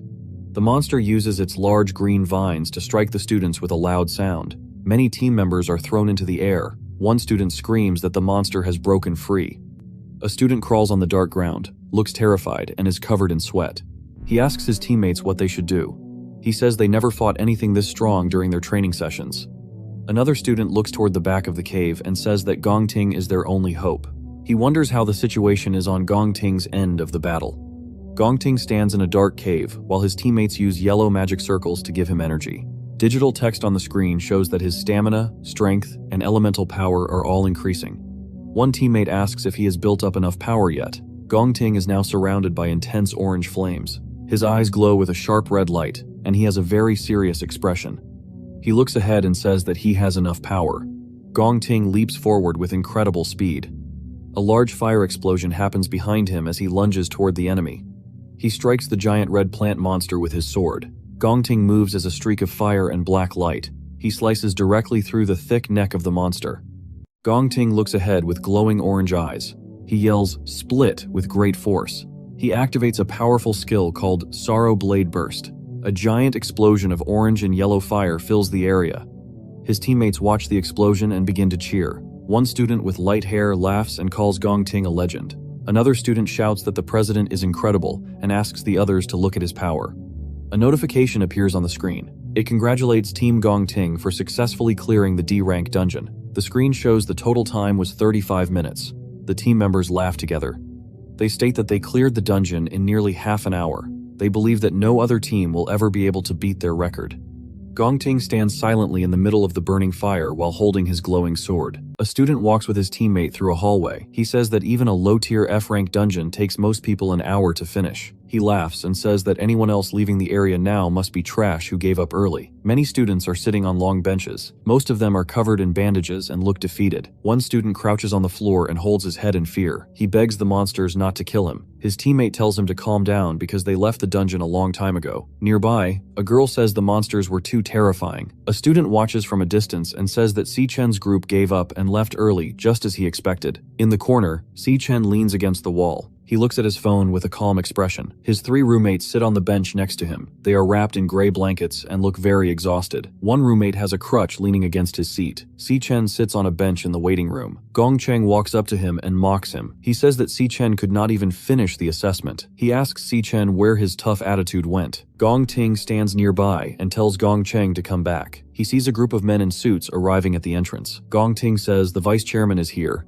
and tells his team they must go greet him. Carl Cavendish enters the room and claps his hands together. He shouts that the performance today was brilliant. He says they witnessed an outstanding performance during the test. Carl Cavendish walks down the center of the long waiting room. Gongcheng looks very excited and says that Carl is the most powerful man in the world. He believes Carl is walking toward their team. Gongting reaches out with his hand, but Carl Cavendish walks past Gongting and his teammates. Gongting turns his head and looks back in shock. Carl stops directly in front of Si Chen. He tells Si Chen that he is truly remarkable. Carl places his hand on Si-chen's shoulder and explains that Si-chen cleared the D-rank Devil's Cave in only 21 minutes. He tells him that even professional raid teams would find this goal hard to reach. He calls Si-chen's performance truly brilliant. Gong Cheng is shocked and screams in disbelief. He thinks to himself that Si-chen and his friends are pieces of trash. He is amazed they successfully cleared a D-rank cave. He is especially stunned because it only took them 21 minutes. Si-chen stands quietly while his 3 roommates smile behind him. They greet the vice chairman happily. Si-chen thinks about Carl's identity. He knows Carl is the vice chairman of the World Guild Alliance. He believes Carl is the second most powerful person in the world today. Si-chen wonders why a man with such high power would come to the school. Carl looks at Si-chen and smiles. He asks Si-chen to confirm his name. Carl thinks to himself that this trip was not a waste of time after all. Carl Cavendish looks at Gong Lin and speaks. He says that the young master of the Gong family performed very well. He mentions that leading a team to clear a D-rank Devil's Cave at a young age is a great achievement. Carl says that Guildmaster Gong Lin taught his son well and that they are very similar. Gong Lin looks down and tells the vice chairman that he is flattering him. Carl says it is getting late and he must head back. Carl and his assistants walked through the room. Carl thinks to himself that the principal is lucky to have found 2 great prodigies. He says that finding 2 geniuses like this is a very rare event that happens once in 1,000 years. Director Gong Xuan looks nervous and has sweat on his face. He clears his throat and says he will announce the results for both Si-chen's and Gong Ting's teams. He explains that both teams have a tie for a perfect score. He prepares to make the final announcement. The director announces that both teams are tied for the championship. He tells the students that every member of both teams is now allowed to join the Empire Guild. Si-chen's roommates celebrate with great joy. They shout that they are now set for life and have a ticket to the top of society. Gong Ting stands nearby with a quiet expression. The director speaks again to announce the final details. He states that Captain Gong Ting and Captain Si-chen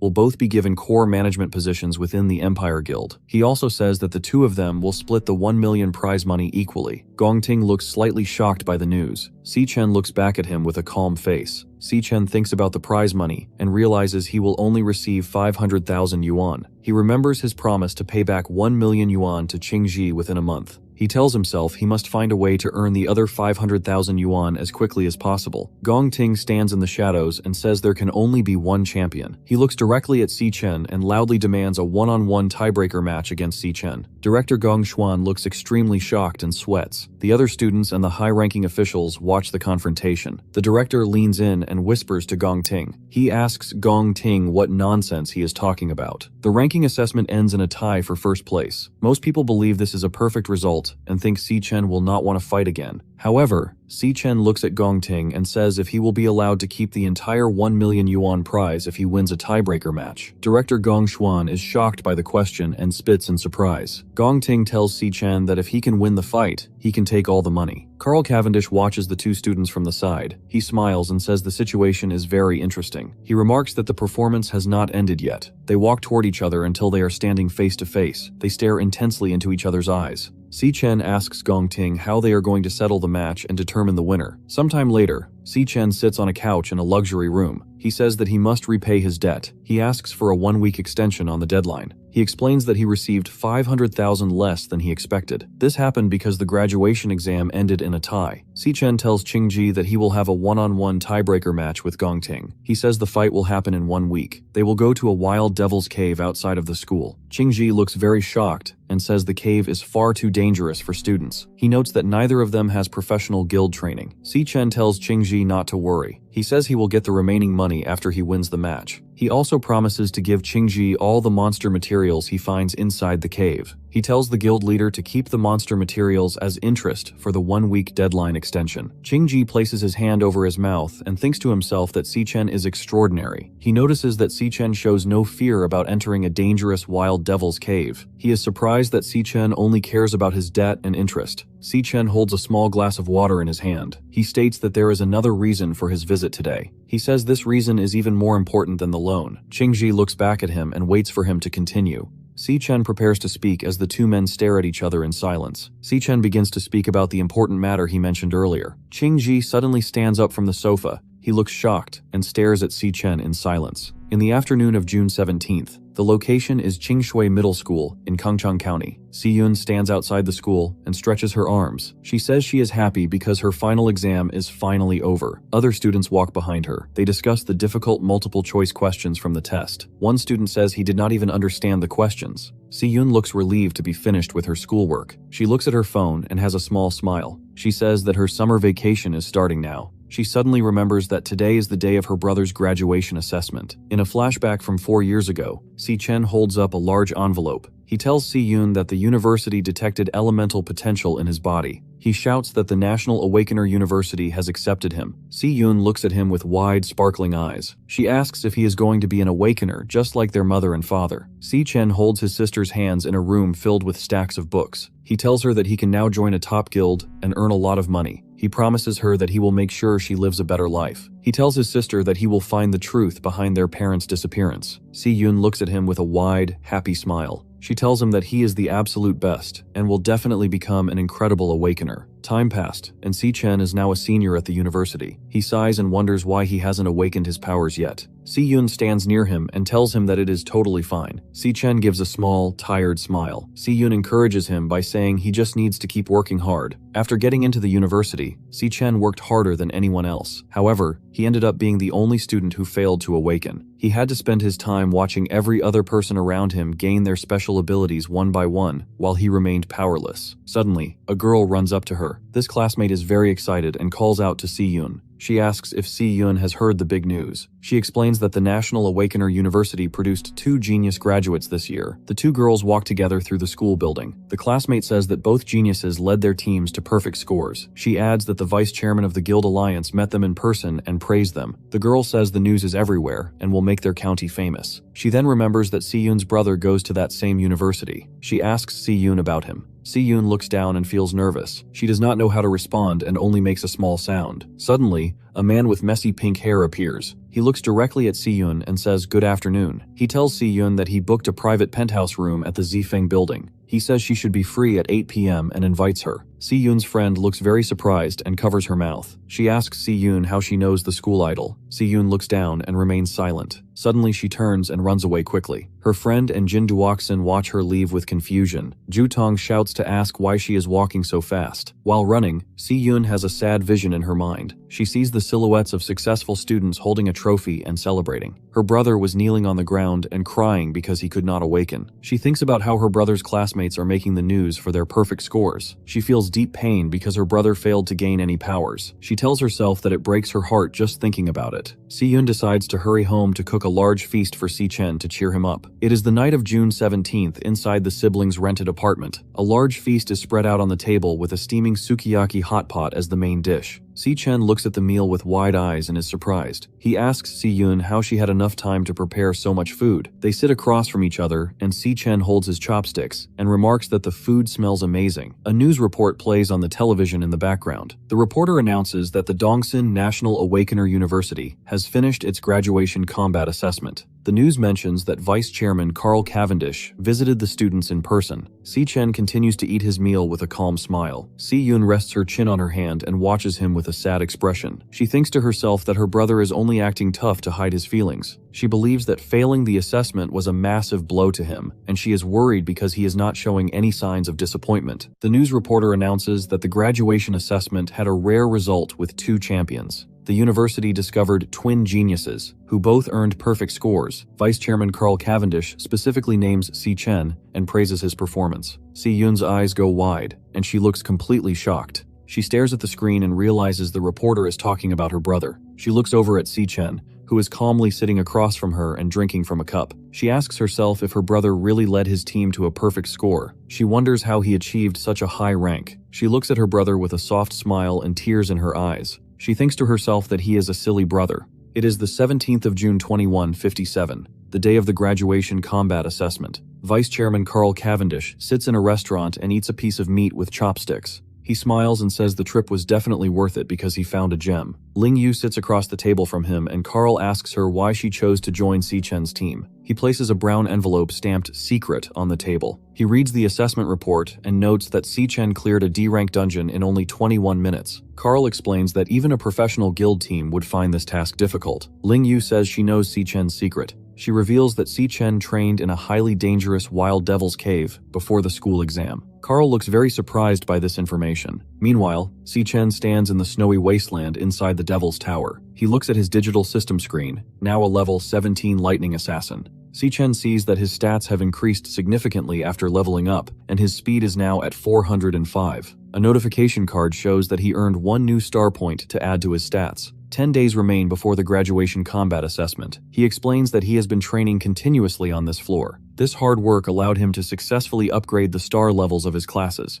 His stat numbers quickly increase on the digital screen. However, he reveals some bad news. 2 dark purple phantom lions prowl on the snowy ground. Suddenly, a massive purple phantom lion king appears. Si-Chen explains that the monsters on this floor have started to mutate into B-rank bosses. Just then, he activates a skill called Divine Flash and shoots forward like a bolt of lightning. He strikes the giant Lion King and swings his sword down in a blinding flash of light. Si-Chen says that despite their new power, they are still just regular monsters to him. He states he can finish the fight in seconds. He explains that the real problem is the endless number of enemies. As several more phantom lions appear over the snowy hill, he notes that every time he clears a group, a new wave immediately spawns to replace them. He swings his blade and dodges a leaping purple lion. He tells himself to wait a little more until his body reaches its physical limits. He lunges forward, covered in yellow lightning. A purple lion is hit by yellow energy and crashes hard into the snow. Si-Chen falls to his knees, sweating and breathing heavily. He realizes the large monster is completely toying with him. Si-Chen looks serious and notes that his stamina will be completely depleted soon. He jumps backward high into the air with his blade to escape another attacking lion. Suddenly, a bright blue light surrounds him, and a system message announces a class switch. Si-Chen's eyes glow with intense blue light as ice forms over his body. He says it is time to test out his new power. The transformation finishes, and Si-Chen becomes a level 17 Frostbone Skeleton King. A digital card displays his new Cloud Mage stats and ice abilities. Then, he uses a Cloud Mage skill called Frost Spike. Many sharp ice spikes shoot down from the bright blue sky. The spikes hit the snowy ground and create massive blue explosions around the giant purple lion.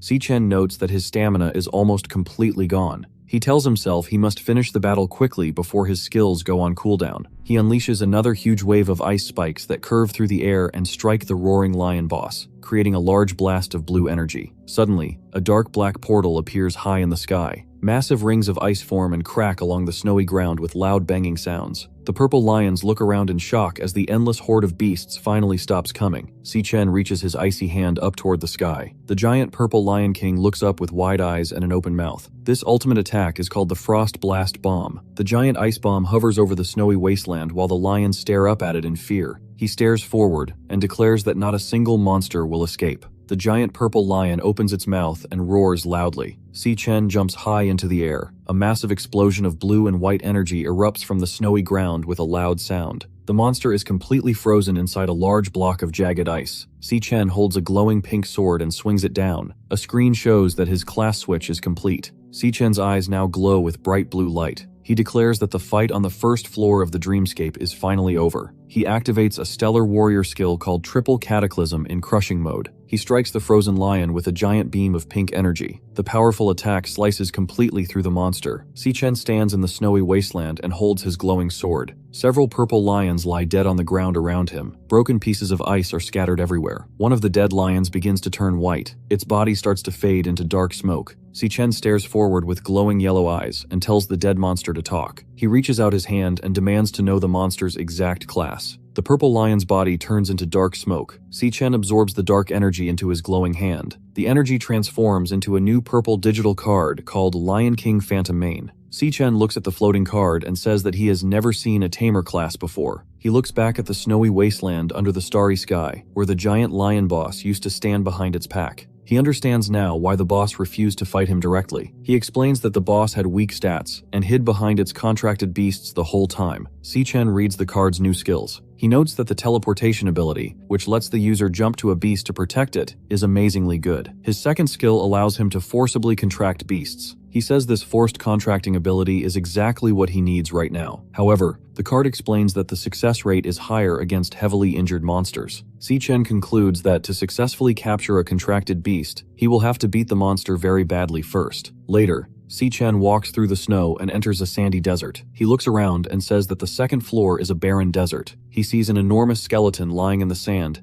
and notes its massive size. A glowing orange pillar stands nearby, and a message states that the door to the second floor has finally opened. Inside the skeleton, two pink eyes glow brightly. Si-Chen quickly turns his head. He approaches a small rib cage in the sand. A tiny purple creature with pink eyes growls at him from inside the bones. Si-Chen calls the creature a feisty little guy and decides he must use force. He summons a yellow lightning blade in his hand. Si-Chen states that he is heading out now. He wonders what happened to the graduation exam while he was busy inside the tower. He looks at the small purple creature and says that it has an exceptionally strong bloodline. Si-Chen shouts that he will forcibly tame the creature right now. Si-Chen strikes the large skeletal monster with yellow lightning. A small white creature falls onto the sand with a plop. Si-Chen looks down at the creature and says he can see right through its disguise. He tells the small beast to stop acting. He smiles slightly and explains that nothing escapes his Eye of the Watcher ability, including the creature's true Lion King title. The small white lion looks up in surprise. Si-Chen turns around and walks toward the desert. He says the creature is out and sleeps deeply, so it is time for him to head to the next floor. Suddenly, a pink digital screen pops up behind him with a buzzing sound. The system screen announces an incoming beast contract request. It explains 2 passive skills. The first shares experience points equally between the master and the beast, and the second halves the cost of teleporting to the beast. Si-Chen looks back over his shoulder in surprise. The white lion sits calmly in the sand. A system window above the creature labels it as contractable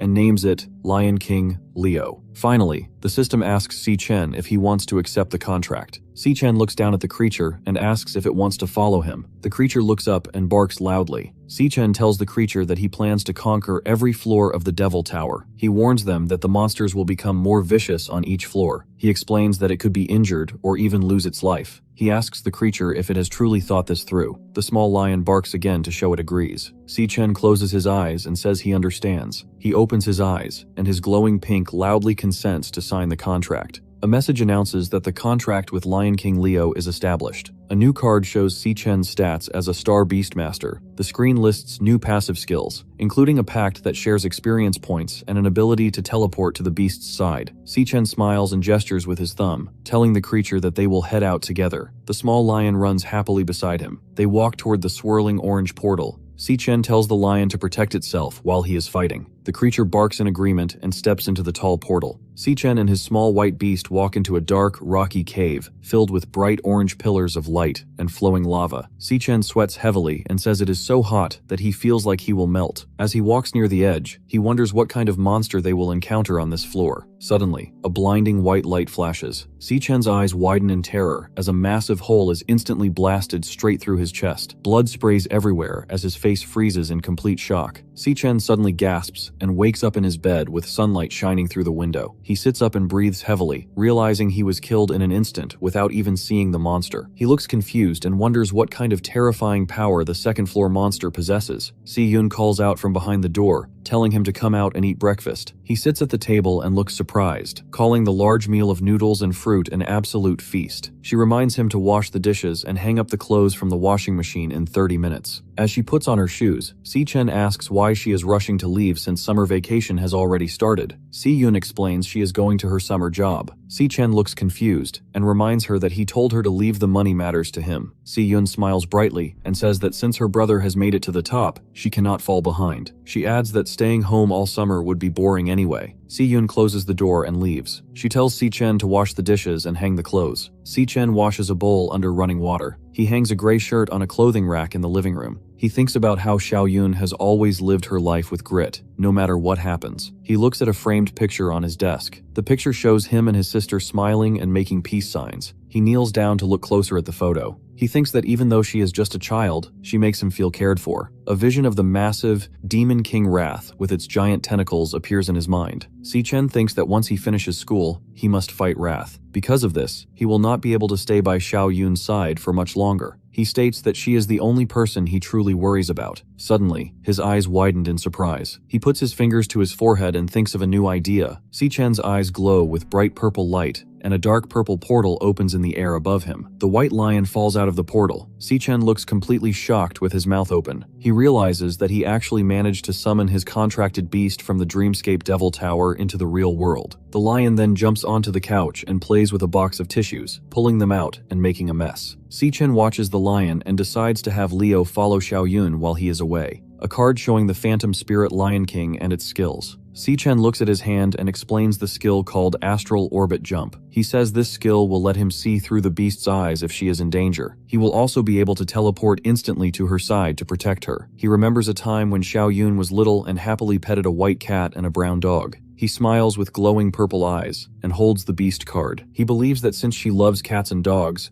she will gladly accept a small lion. Suddenly, a loud clanging sound comes from the kitchen. Si-Chen quickly turns his head to look behind him. He walks in and stares blankly as the lion eats a ceramic plate on the messy counter. Si-Chen thinks that his sister can surely accept the creature. On the other side, a wounded man covered in blood kneels on the ground holding a broken blue weapon. He breathes heavily and looks up in terror. He yells for man to stay away and asks what it is. A sudden red slash strikes the man. Blood pours down his face as he stares with wide eyes, asking what kind of monster this is. The man is lifted into the air by white energy lines, and a red bar shows that the dark figure is devouring him. Later, Si-Yun walks down a street at sunset, carrying 2 plastic bags. She looks exhausted and says she is finally off work. She explains that standing all day selling milk tea is very tiring. She stops near a wall and wonders if her brother will like the drink she bought. She walks alone down a quiet alleyway. Suddenly, she stops and looks surprised when a voice speaks to her from the shadows, telling her that she has finally arrived. A boy named Jin Duoxin steps forward holding a large bouquet of beautiful red roses. He smiles and tells Xiao Yun that he has been waiting for her. He explains that she left school very fast last time, so she missed his date invitation. He tells her not to worry because he rented the entire top floor of the Zifeng building for them again tonight. Si-Yun asks him how he knew she lived in this area. Jin Duoxin smirks arrogantly and pushes his hair back. He explains that his father is the director of the first hospital, so using his connections to find her was very easy.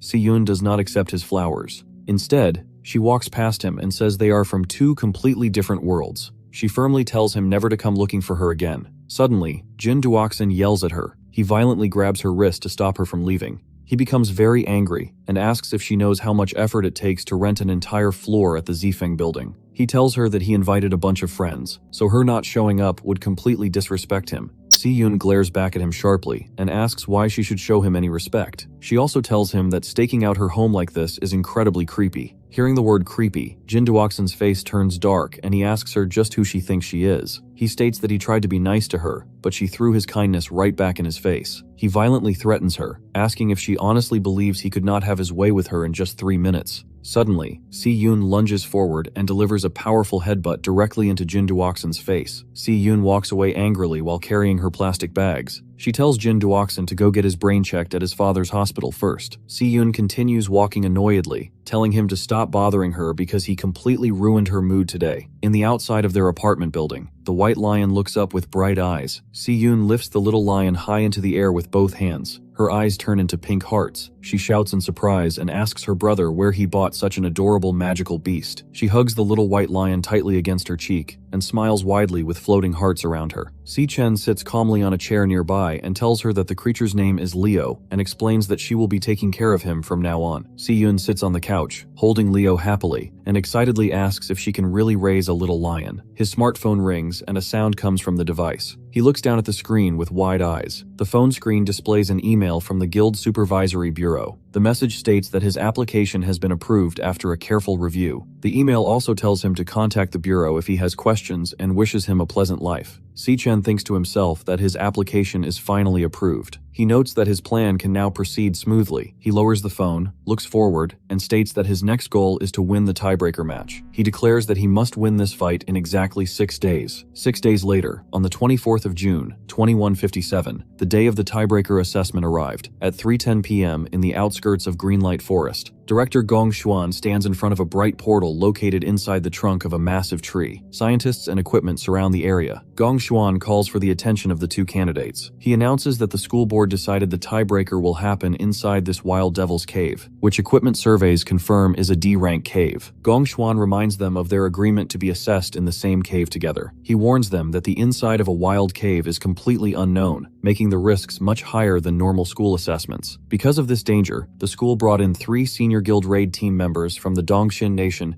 to act as accompanying examiners. These 3 professionals stand quietly in the grass. One of them is a man named Ivan from the Empire Guild, who is a C-rank Flora chanter. Gong Xuan explains that these examiners will follow the candidates into the cave to provide protection and give them a real-time score based on their performance. Kai Yu from the Divine Eye Guild wears a brown hat and an orange mask over her face. She is a C-rank nuclear shooter. Yuta Sato from the Yinfeng Guild has dreadlocks, a mustache, and wears dark sunglasses. He is a C-rank star warrior. An announcement states that the final results of the test will be decided by the scores these 3 examiners give. The 3 examiners on a large blue screen and smiles evilly and touches his chin. He thinks to himself that the examiners must perform their duties well and ensure everything is done without leaving a single trace, hinting at a secret plot. Later, inside a room, Gong Lin and Yuan Long stand near a sofa. Vice Chairman Carl Cavendish sits relaxed on the couch. Gong Lin asks Carl why he is still at the school, noting that his scheduled trip ended 2 days ago. Carl smirks and asks what could possibly be more interesting than what is happening here. Carl continues to smile and explains that he wants to stay because he has not witnessed a duel between true geniuses in many years. Director Gong Xuan stands in front of a massive swirling green portal. He raises his right hand up toward the bright light and announces the start of the event. He says this is the National Awakener University class of 2157 graduation combat assessment, one-on-one tiebreaker. He declares the match is between Si Chen and Gong Ting, Si Chen's eyes glowing with intense yellow light. The announcement states that the match officially begins. Si Chen and Gong Ting walk forward into the bright green portal. The 3 examiners walk in behind them, accompanied by a small floating camera drone. Kai Yu looks at the surroundings and notes that there are dead trees everywhere. She explains that it looks like a flora-type devil's cave. Behind her, Ivan holds up a cigarette and asks Yuta if he wants a smoke. Yuta refuses and reminds Ivan that they are proctoring an exam and the cameras are still rolling. Suddenly, a jagged red light begins to flash brightly on Si Chen's chest. Massive red signs appear directly in front of him. He thinks to himself that this is the first time he has ever seen the Devil Heart issue a warning. Si Chen thinks to himself that this is the first time the Demon Heart has ever thrown out a warning.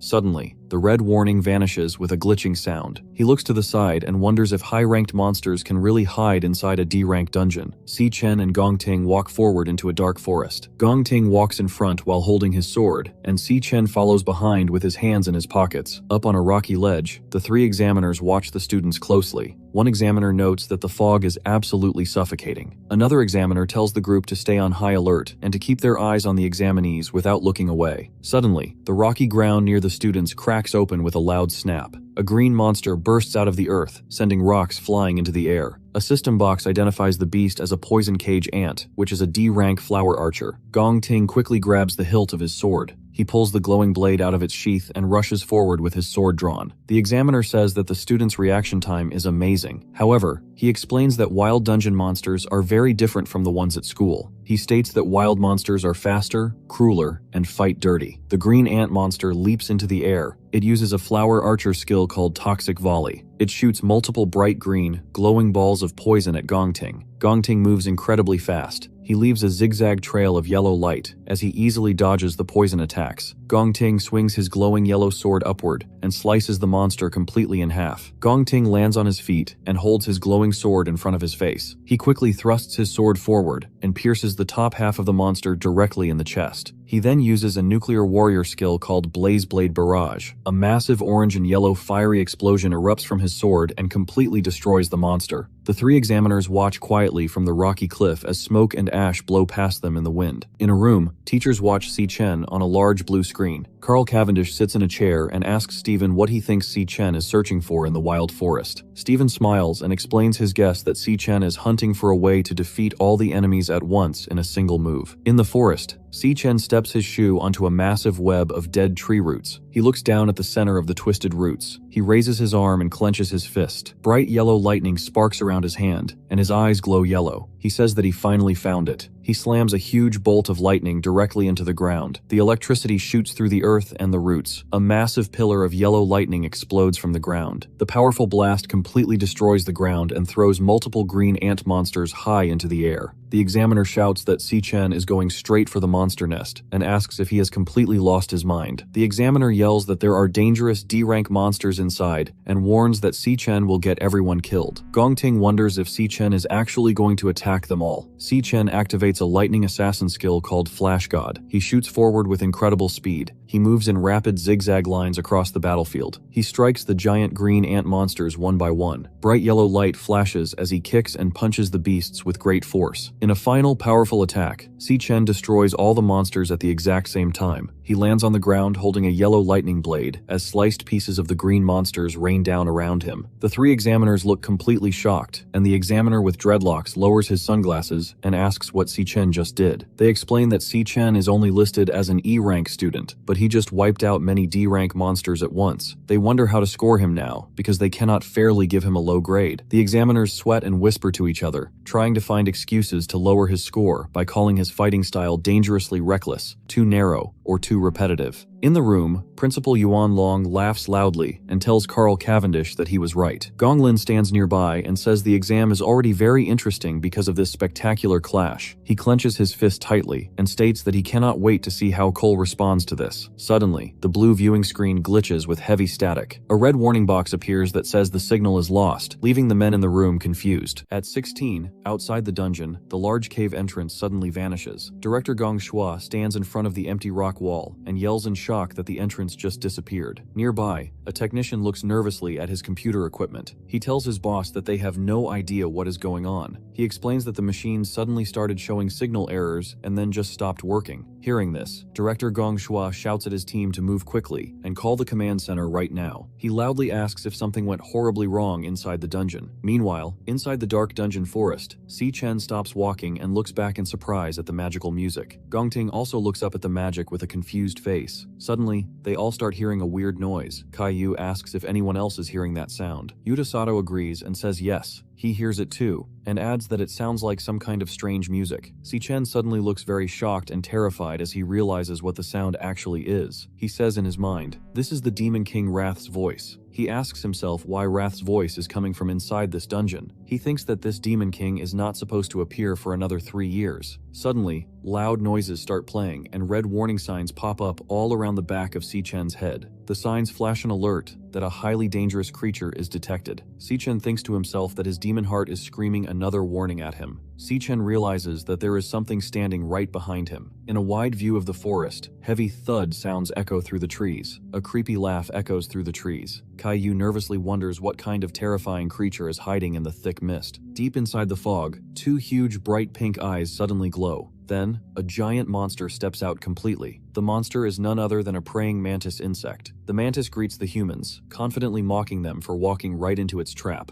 Yuta Sato is completely shocked and cannot believe that the giant monster is actually talking. He realizes that a monster capable of speaking must be a very powerful, high-tier C-rank creature. Looking past the giant insect towards Si-Chen and Gongting, the group is terrified. They wonder how such a dangerously strong monster could appear inside a low-level D-rank dungeon. They know this beast will easily kill all the examinees. Realizing the extreme danger, Yuta Sato quickly leaps forward. He summons a huge glowing pink axe in his hands. He lands firmly in front of Si-Chen and Gongting to protect them. He strongly commands everyone to quickly hide behind him for safety. Suddenly, the giant insect monster swings its massive blade arm incredibly fast. It completely slices off Yuta Sato's hand. His severed hand, still gripping the glowing pink axe, flies high into the air. Caillou and Ivan look completely shocked by the sudden attack. The giant insect monster moves incredibly fast, leaving a blurred trail behind it. With a loud thud, the beast violently stabs its huge, scythe arm right through Gongting's chest. Blood splatters heavily into the air as Gongting throws his head back in extreme pain. The monster cruelly declares that every single one of them is going to die. However, he refuses to give up,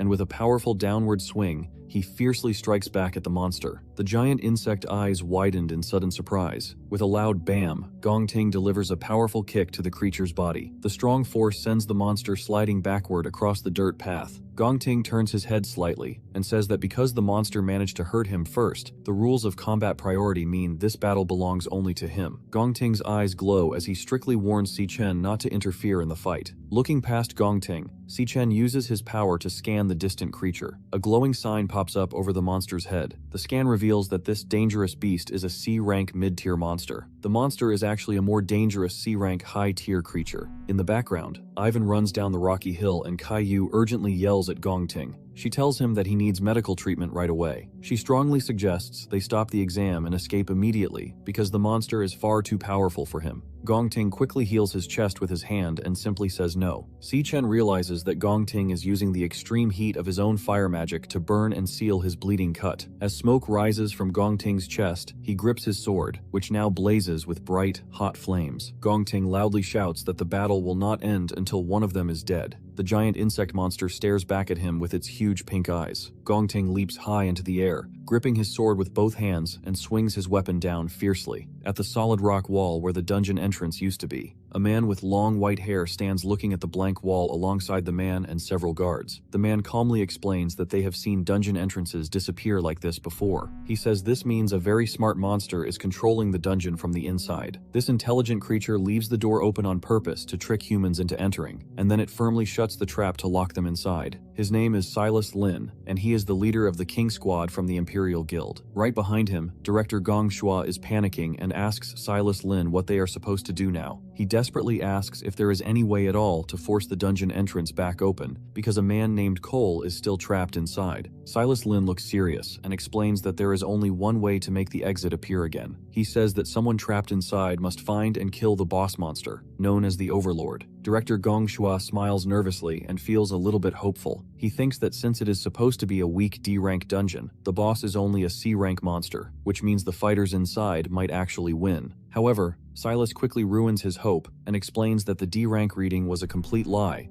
because the boss monster was hiding its true strength on purpose to trick the scanners. He states that this specific dungeon is almost certainly the trap that caused all the other missing magic fighters to disappear. Director Gong Shua starts sweating and realizes the horrible truth. Silas finally reveals that they are actually dealing with an extremely dangerous B-rank dungeon. The giant insect monster attacks very fast, swinging its huge arms to create slashes. Gongting quickly blocks the rapid attacks, using his sword to stop the strikes. Gongting slides backward on the dirt, holding his weapon carefully. The monster lets out a loud growl and lifts its scythe to create a massive strike. With a heavy thud, the beast aggressively slams its massive blade down. However, the monster misses Gongting, and its sharp weapon gets completely stuck deep inside the rocky ground. The creature quickly realizes it is trapped. Seeing this perfect opportunity, Gongting leaps high into the air right above the monster, holding his sword and declaring that the beast has dropped its guard and he finally has the perfect chance to finish it off. He completely chops off the giant insect monster's head. The monster's severed head bounces across the rocky dirt. It finally rolls to a stop right in front of Si-Chen and Caillou.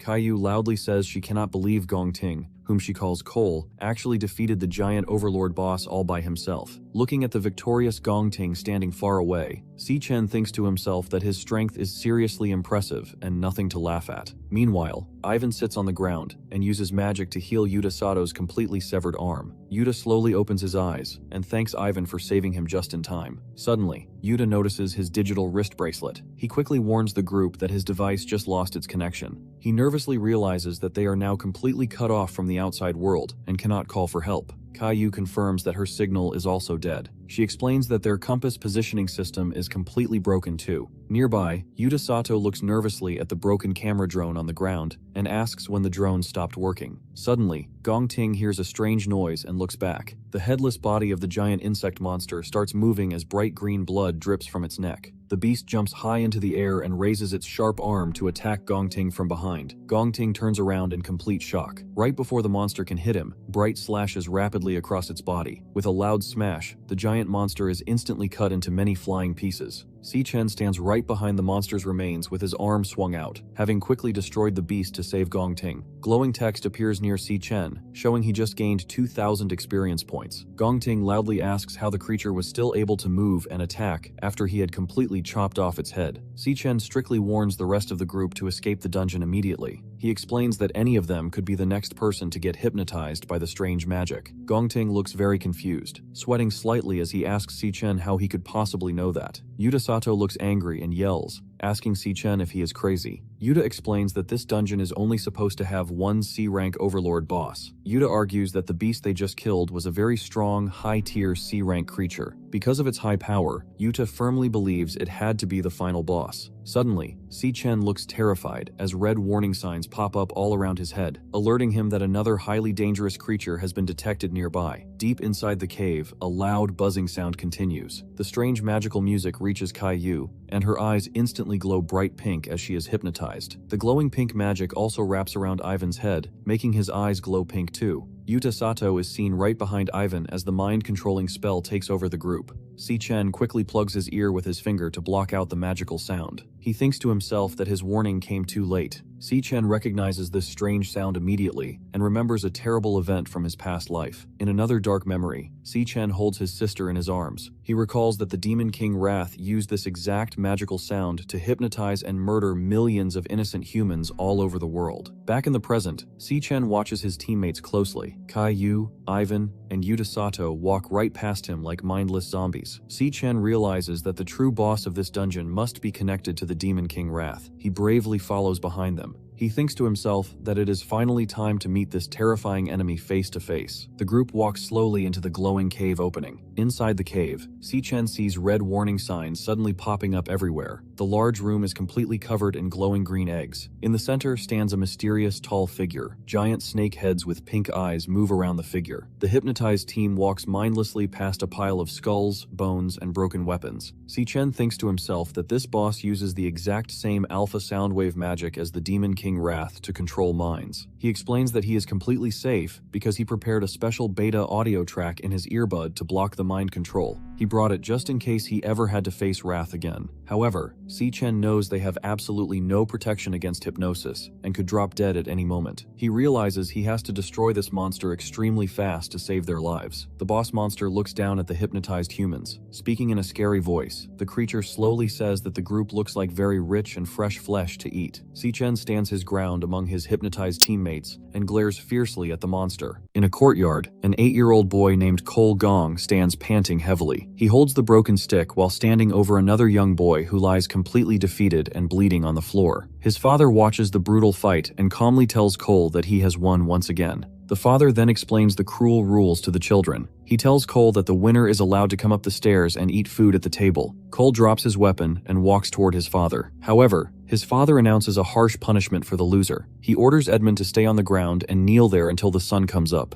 Time passes, and the moon shines in the dark night sky. Edmund is still kneeling alone on the ground. He looks down sadly as his empty stomach loudly growls from hunger. Suddenly, a hand reaches out to offer a piece of bread to the hungry Edmund. It is his brother Cole, who is also covered in bruises and has a bandage on his head. Cole tells Edmund to take the food. Edmund looks up in surprise and whispers in fear. He nervously warns Cole that their father will punish him badly if he catches him helping. Cole simply tells his brother to be quiet and just eat the bread. Suddenly, Cole is hit violently across the face with a loud smack. After some time, Cole kneels on the floor, shaking in pain. His back is covered in fresh, bleeding cuts. The father looks down coldly and asks Cole if he wants to know why the Gong family is so successful and powerful today. The father explains his cruel belief. He states that the family is strong because he has never lost a single time in his life. He proudly declares that the winners are the ones who make all the rules. He coldly adds that the losers have no choice but to follow those rules. He asks his father if beating him in a fight means Cole will finally get to make the family rules. His father just smirks and laughs at the idea. Suddenly, a broken wooden training sword falls to the floor with loud clanging sounds. Cole is then coughing up a puddle of blood in extreme pain. In the background, Silas Lin stands holding a blue sword made of ice. Cole struggles and angrily asks his father a question. He wants to know why his father cheated by using Silas and the powerful King Squad to beat him when Cole had challenged him to a fair, one-on-one fight. The father explains that his true strength is not just about how hard he can punch. He tells Cole that real strength is the political power and influence he controls behind the scenes. The father continues his cruel lesson and tells his son that the real world does not follow fair or honorable rules. The father clenches his fist tightly and firmly declares that the only absolute truth in the world is to win, no matter what it takes. His father continues his harsh lesson. He tells Cole that how a person wins does not matter at all. Only the final result is important. He strictly demands that his son must always be in first place, even if he has to completely abandon his family, his loyalty, and all his dreams to achieve it. The father cruelly states that winning is the absolute only reason Cole is allowed to be alive. Young Cole looks down with sad eyes and deeply accepts this dark truth. He repeats to himself that winning is his only purpose for living. Back to the present inside the cave, Si-Chen reminds himself that the monster uses an alpha sound wave to control minds, so his special beta audio track keeps him perfectly safe. However, he looks at his friends walking like zombies. He knows they have absolutely no protection and could drop dead at any moment. Realizing the extreme danger, Si-Chen decides he must kill the monster very fast to save them. Bright yellow lightning magic starts crackling fiercely around his hand. Gongting suddenly grabs Si-Chen's wrist from behind to stop his lightning attack. He quietly whispers to Si-Chen to hold on. Gongting tightly grabbed his own bloody chest wound. He hurts himself on purpose to cause extreme pain. Drops of fresh blood fall onto the rocky floor. Gongting tells Si-Chen, whom he calls Ash, that he does not know how Si-Chen escaped the mind control. However, Gongting explains that he is using the sharp pain from his open wound to stay awake and fight off the hypnosis. Gongting then leans in very close behind Si-Chen's shoulder. He seriously warns Si-Chen not to attack yet. He explains that if they make a move now, the monster will know they are awake, and all their hypnotized friends will be killed instantly. Gongting asks Si-Chen to look at the strange eggs. He explains that if they make a loud noise and trigger the eggs, dozens of dangerous C-rank monsters will hatch and attack them all at once. Gongting reveals the monster's evil plan. He explains that the boss purposely made this place look like a weak dungeon. It was a clever trap to trick human fighters into entering so the beast could kill them and drain their blood. Gongting is sweating as he seriously shares his plan. He tells Si-Chen that they should stay completely hidden because the monster will eventually come to them. He suggests that the second the terrifying beast gets close enough, they should strike it together and finish it off. Si-Chen calmly admits he is surprised Gongting came up with such a smart idea. However, Si-Chen explains why that plan will completely fail. He states that this powerful overlord boss does not even need to move a single muscle to fight them. Si-Chen explains that because of the strong mind control magic, the monster only needs to think one single thought. If the beast gets angry, it can simply command every single hypnotized person to commit suicide instantly. The horrifying truth of his warning is then shown. The hypnotized Yuta Sato smiles creepily while holding his glowing pink energy blade right against his own neck. Next to him, Kai-Yu points a loaded gun directly at her own head. Finally, Ivan uses both of his hands to tightly choke his own throat. Suddenly, Si-Chen moves incredibly fast and quickly strikes Ivan, Chai-Yu, and Yuta Sato one by one. He successfully knocks all three of them safely unconscious before they can actually hurt themselves. The boss monster looks completely shocked by his sudden interference. Looking down at the unconscious humans lying perfectly still on the dirt floor, the angry boss complains that its perfect meal has been ruined. Suddenly, the giant green eggs start to crack open with loud popping noises. The boss monster commands its hidden army to attack the humans. The monsters burst completely out of the eggs. They look just like the giant praying mantis monster from earlier. A system screen appears, revealing that these hatched creatures are C-rank monsters, known as Blade Arm Mantis Flower Assassins. A massive swarm of these dangerous mantis monsters stands up. They march forward to completely surround Si-Chen, Gongting, and their helpless, sleeping friends. Gongting realizes the situation is terrible and says it is time to use their emergency plan. He pulls his sword out of its dark sheath. He calls out to Si-Chen, asking him to do just one important thing. Gongting steps forward bravely, holding his sword ready, and strictly tells Si-Chen to grab the sleeping teammates and escape the dungeon immediately. He confidently promises to stay behind and keep the monster swarm busy. Si-Chen looks back in surprise, his eyes wide. Gongting honestly admits that he knows he cannot defeat all these monsters by himself, but he is sure he can buy Si-Chen enough time to run away. Suddenly, a mantis monster leaps fiercely through the air at him with a loud, scary shriek. Gongting quickly swings his flaming sword to block the beast's rapid strikes. Gongting explains that he feels responsible for this mess because he was the one who demanded the tiebreaker competition, which dragged everyone into this deadly trap. Kneeling on the dirt and panting heavily, he firmly states that this deadly trap is entirely his fault, so he must be the one to fix it and clean up the mess. Suddenly, Si-Chen steps forward confidently as a digital system screen pops up in front of his chest, showing that he is currently loading and switching his battle class. Si-Chen tells Gongting that he completely misunderstood him. He reminds Gongting that he was not the only person who agreed to the tiebreaker trial, meaning they share the blame.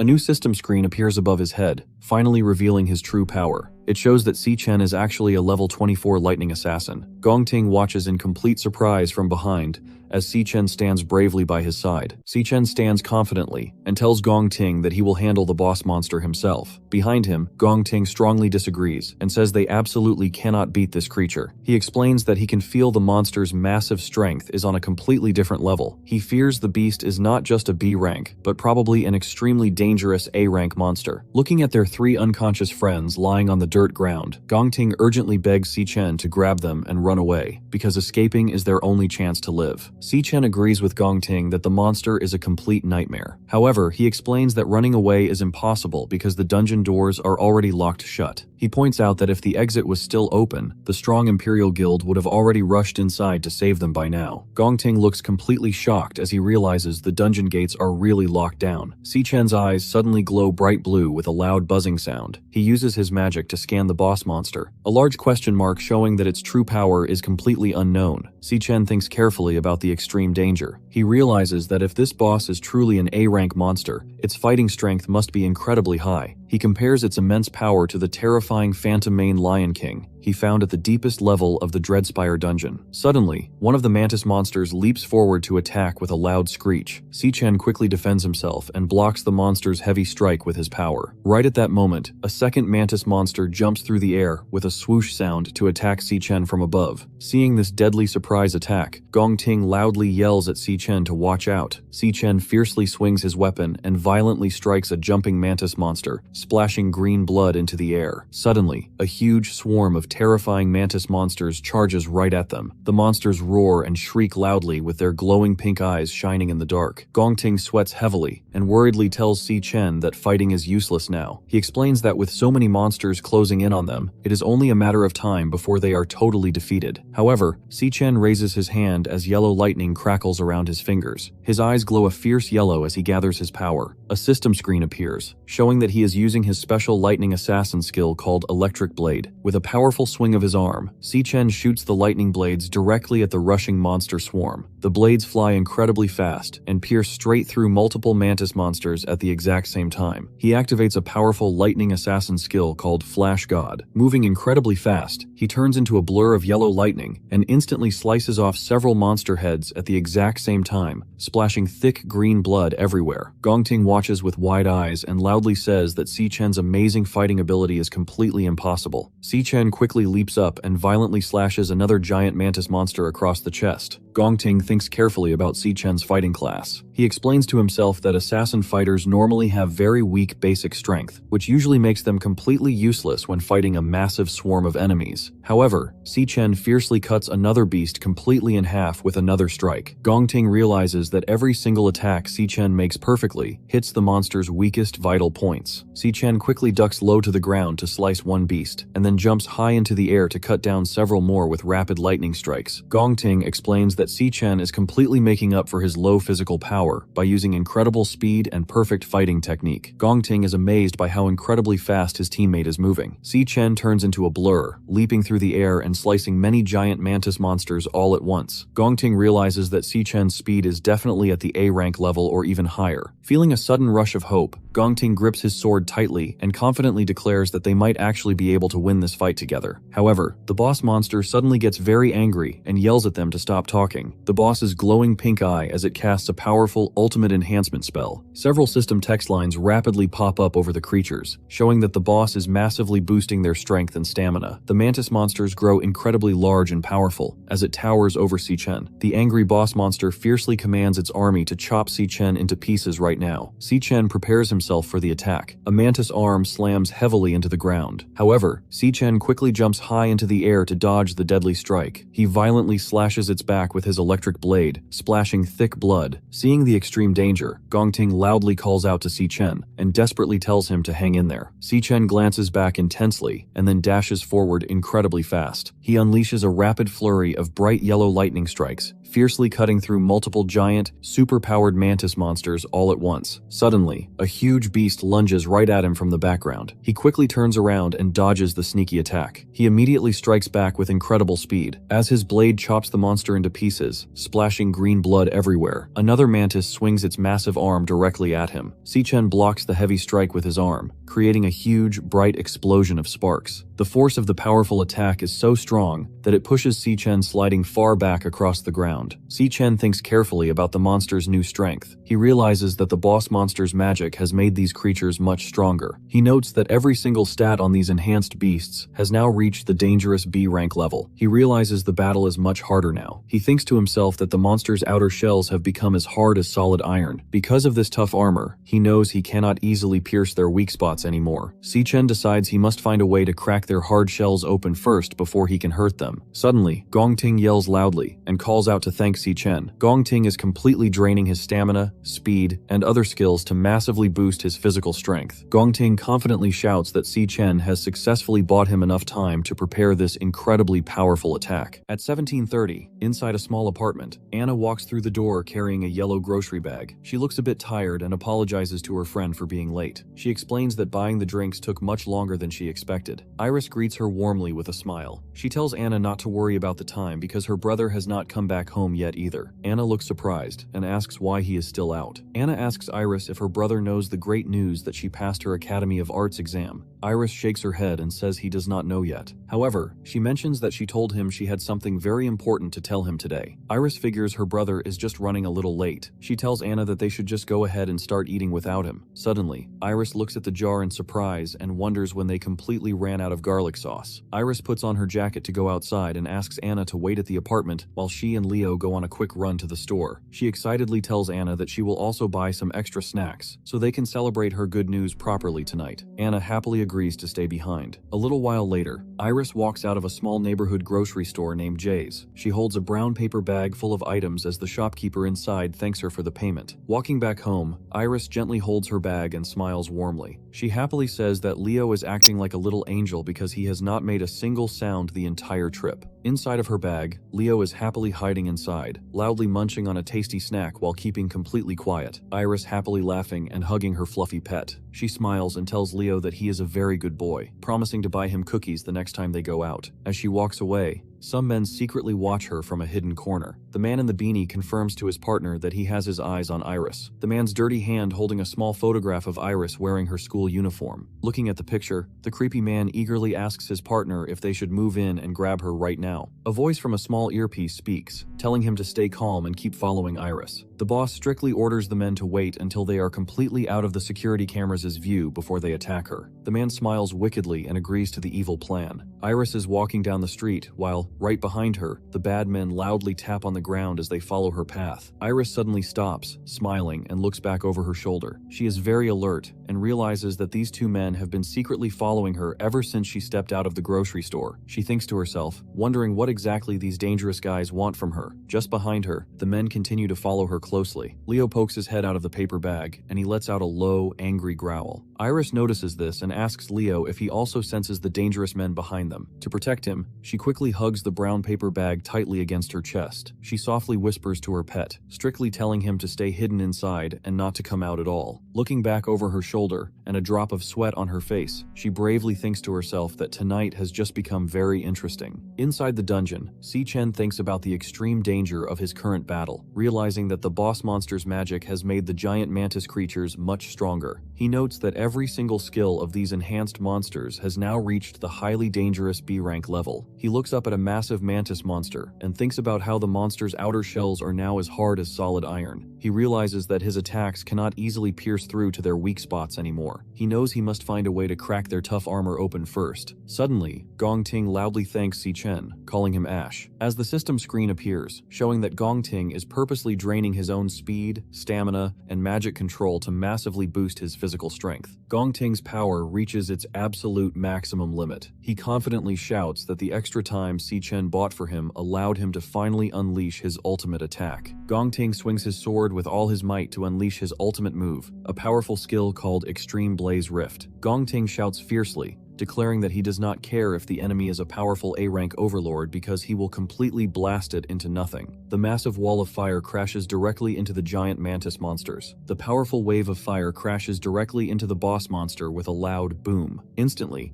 a massive explosion completely fills the area with another huge boom. After the giant attack, Gong Ting Ni heavily drops to the hard ground with a loud bam. He sweats and pants heavily while leaning on his sword just to stay upright. He groans in pain and tiredness. The warning text shows that his stamina, mental control, and magic control are all completely empty. Gong Ting looks very tired and feels relieved, and whispers that the fierce battle is finally over. The battlefield is completely covered with the dead bodies of the giant mantis monsters. Suddenly, a voice speaks from the flames. The boss monster laughs wickedly at them. It mocks Gong Ting and asks if that attack was really the best he could do. Hearing this terrifying voice, Gong Ting opens his eyes wide in pure shock. Behind him, Si Chen also turns his head in surprise. They realize that the powerful boss monster easily survived the huge explosion, the boss monster standing completely unhurt in the fire. He called Gong Ting a human and mocking him by saying his attack was very disappointing. Gong Ting looks completely pale and terrified. He thinks to himself in total despair that he used every single drop of his energy for that fiery strike. Gong Ting cannot believe that his ultimate move did not even leave a single scratch on it. Si Chen carefully watches the beast and figures out exactly how it survived the massive explosion. He realizes that right before the fire hit, the monster sucked all the magic energy out of the eggs. It used that stolen power to build a super strong shield that could block any attack. Nearby, Gong Ting leans heavily on his sword. He sadly asks himself if this is really how they are going to die. Suddenly, Si Chen steps forward and stands in front of Gong Ting. Si Chen calls him by his real name, Cole, and suggests that they make a deal. A system screen pops up in front of him, showing that he is currently loading and switching his fighting class. Si Chen explains his deal to Cole. He promises to let Cole take the first place win for the exam, but he demands that the entire 1 million prize money must go to him. Si Chen's hand tightly gripping a new weapon handle. He tells Cole that there is one strict condition for their deal. Si Chen then transforms and holds a massive weapon in his hand. A new system screen pops up above his head to reveal his second secret power. It shows that he is now a level 24 Infernal Rakshasa. Si Chen seriously warns Cole to never tell anyone a single word about the secret power he is about to see. Cole stutters in pure disbelief and understands the amazing truth, and asks if Si Chen is actually a very rare dual-class user, which means he can fight using two completely different classes. Suddenly, on the ground, bright pink magic energy starts floating up from the dead bodies of the defeated mantis monsters. This glowing energy flies directly into Si Chen. A system screen appears and reveals his terrifying new skill called Ossuary Collapse. This dark power drains the leftover strength and stamina from all the dead bodies nearby, and turns it completely into his own energy. Many text alerts pop up, showing that Si Chen's strength and stamina are rapidly increasing. Cole watches this incredible display from a distance. He is completely amazed by Si Chen's overwhelming new power. The boss monster stares shocked by the sudden burst of power. As Si Chen breathes out a puff of white smoke, the screen shows that his stamina and strength have reached their absolute maximum limits. Looking incredibly powerful, Si Chen confidently speaks to Cole. He reminds Cole of their earlier agreement and firmly declares that he will defeat this dangerous boss monster all by himself. The boss monster has a powerful spell called Soul Rest. A giant green magic shield quickly forms around the boss to protect it. Cole grabs his head in terrible pain, and his hand bleeds. He angrily curses because the monster's mind control hypnosis is taking over his brain again. However, Si Chen stands perfectly still as the magic swirls all around his body, but he is completely unaffected. The boss monster looks very confused by this. The beast angrily asks why its strong hypnosis magic is not working on Si Chen at all. Si Chen ignores the monster, and now holds a weapon in his hand. Seeing this, the angry boss monster decides to use its ultimate attack. With loud slamming noises, the monster announces its finishing move. The beast unleashes a terrifying attack called Sonic Hell from inside its green shield. The monster's powerful magic storm hits the ground with loud sounds. Cole falls to his knees and holds his sword to stay upright. He groans in pain as the strong magic crashes into him with a heavy thud noise. However, Si Chen stands perfectly fine inside the dangerous storm. He steps forward with a loud tap of his boot. He walks calmly through the swirling storm right towards the monster's green shield. The boss monster says this is impossible, and loudly asks why its strongest attack cannot hurt Si Chen at all, as the angry boss orders the giant snake to bite Si Chen and tear his body into shreds. Si Chen tightly grips his jagged weapon and swings the blade with incredible power and slices completely through the giant purple snake head. With a loud thud, thick blood splashes into the air as the severed head crashes to the dirt. Suddenly, 2 more massive snakes lunge down at him with loud boom. Si-Chen does not panic. He leaps high into the air and violently swings his glowing pink weapon. He rapidly chops the extra snake heads into falling bloody pieces. After destroying the terrifying snakes, Si-Chen dashes forward very fast with loud tapping footsteps. He jumps straight toward the boss monster hiding inside its green magic shield. The boss tells Si-Chen to save his breath and stop trying. He hears the monster brag about its perfect defense and calmly asks, "Oh really?" The system shows his powerful skill called Ossuary Collapse, which constantly drains energy from the dead monsters to make him even stronger. Si-Chen's eyes glow with blinding white light. A system message confirms that his physical strength has now reached its absolute maximum limit. Using all of this unstoppable power, a heavy strike hits the green shield. The boss monster looks completely shocked and asks what just happened. Cole is amazed that Si-Chen broke the strong barrier with only 1 hit. Cole loudly asks Si-Chen what kind of person he really is. With a loud boom, he prepares another powerful attack. A system screen shows he is using a skill called Triple Cataclysm in crushing mode. Si-Chen strikes the boss monster. The powerful hit creates a huge explosion. Smoke and dirt fly everywhere as the attack crashes into the hard ground. Slowly, the smoke clears away. The boss monster lies completely defeated in the center of the deep hole. The broken beast weakly says that losing to a human is impossible. Si-Chen has turned back into his normal human and looks down coldly at the beaten monster. He strictly orders the beast to talk and demands to know its connection to the Demon King Wrath. The monster asks how Si-Chen could possibly know the name of Lord Wrath. Si-Chen fiercely demands the monster to tell him everything. The monster's body has turned dark, melting goo with one glowing eye. It tells Si-Chen that if it actually knew where Wrath was, it would not be sitting here defeated. Instead, it would break Lord Wrath's seal. Hearing this, Si-Chen looks very surprised. He thinks to himself in complete shock, wondering if someone actually managed to seal the powerful Demon King away. Suddenly, the monster starts to laugh loudly and crazily. The monster transforms into a dark shadow surrounded by bright green flames. The creepy shadow laughs again and tells Si-Chen to just wait because Lord Wrath will definitely rise again. It declares that Lord Wrath will take back his demon armies and brutally slaughter every single human right down to the bone. After shouting this, the dark smoke completely disappeared. Si-Chen stands alone at the edge of the large crater. The glowing pink orb flies quickly through the air. Si-Chen holds out his bare hand, and the magic energy swirls directly into his palm. A system screen appears with a loading bar as he completely devours the monster's power. Next, a system card pops up to confirm the process is finished. The card reveals that the defeated boss was a phantom sorcerer and lists all of its powerful magic skills. Suddenly, a system announces that Si-Chen has successfully leveled up to level 25. Si-Chen holds the new green monster card and looks at the card with a very serious face and thinks deeply about the Demon King. He realizes that Wrath did not just suddenly appear out of nowhere many years ago. He understands that the Demon King was actually hiding in this world long before anyone ever knew. He notes that some unknown, powerful force managed to seal the monster away. He admits to himself that something huge happened back then, and he knows absolutely nothing about it. Suddenly, Si-Chen turns his head to look over his shoulder as he notices something behind him. Cole was coughing and covered in blood. He admits to Si-Chen that he never expected him to be a powerful dual-class user. Looking at Si-Chen in the giant crater, Cole confesses that Si-Chen is on a completely different level of strength. Cole honestly accepts his defeat and tells Si-Chen that he won the fight. Si-Chen looks back over his shoulder as Cole makes a serious promise. Cole swears he will keep Si-Chen's secret forever and take it to his grave. Suddenly, Cole coughs up a mouthful of blood in extreme pain. With a loud bam, he falls to his knees, leaning heavily on his sword while coughing. Si-Chen looks at the injured Cole and tries to comfort him. He explains that since the boss monster is dead, the dungeon exit should be completely open now. He tells Cole to hold on just a little bit longer because the rescue guild will rush inside to save them any second. Right after saying this, Si-Chen suddenly freezes in complete shock. His eyes instantly glow bright. Through his glowing pink eye, Si-Chen suddenly sees a terrifying vision. In his mind, he sees a man standing surrounded by dark shadows. Realizing the extreme danger, Si-Chen completely freezes in shock and worriedly calls out his sister's name, Iris.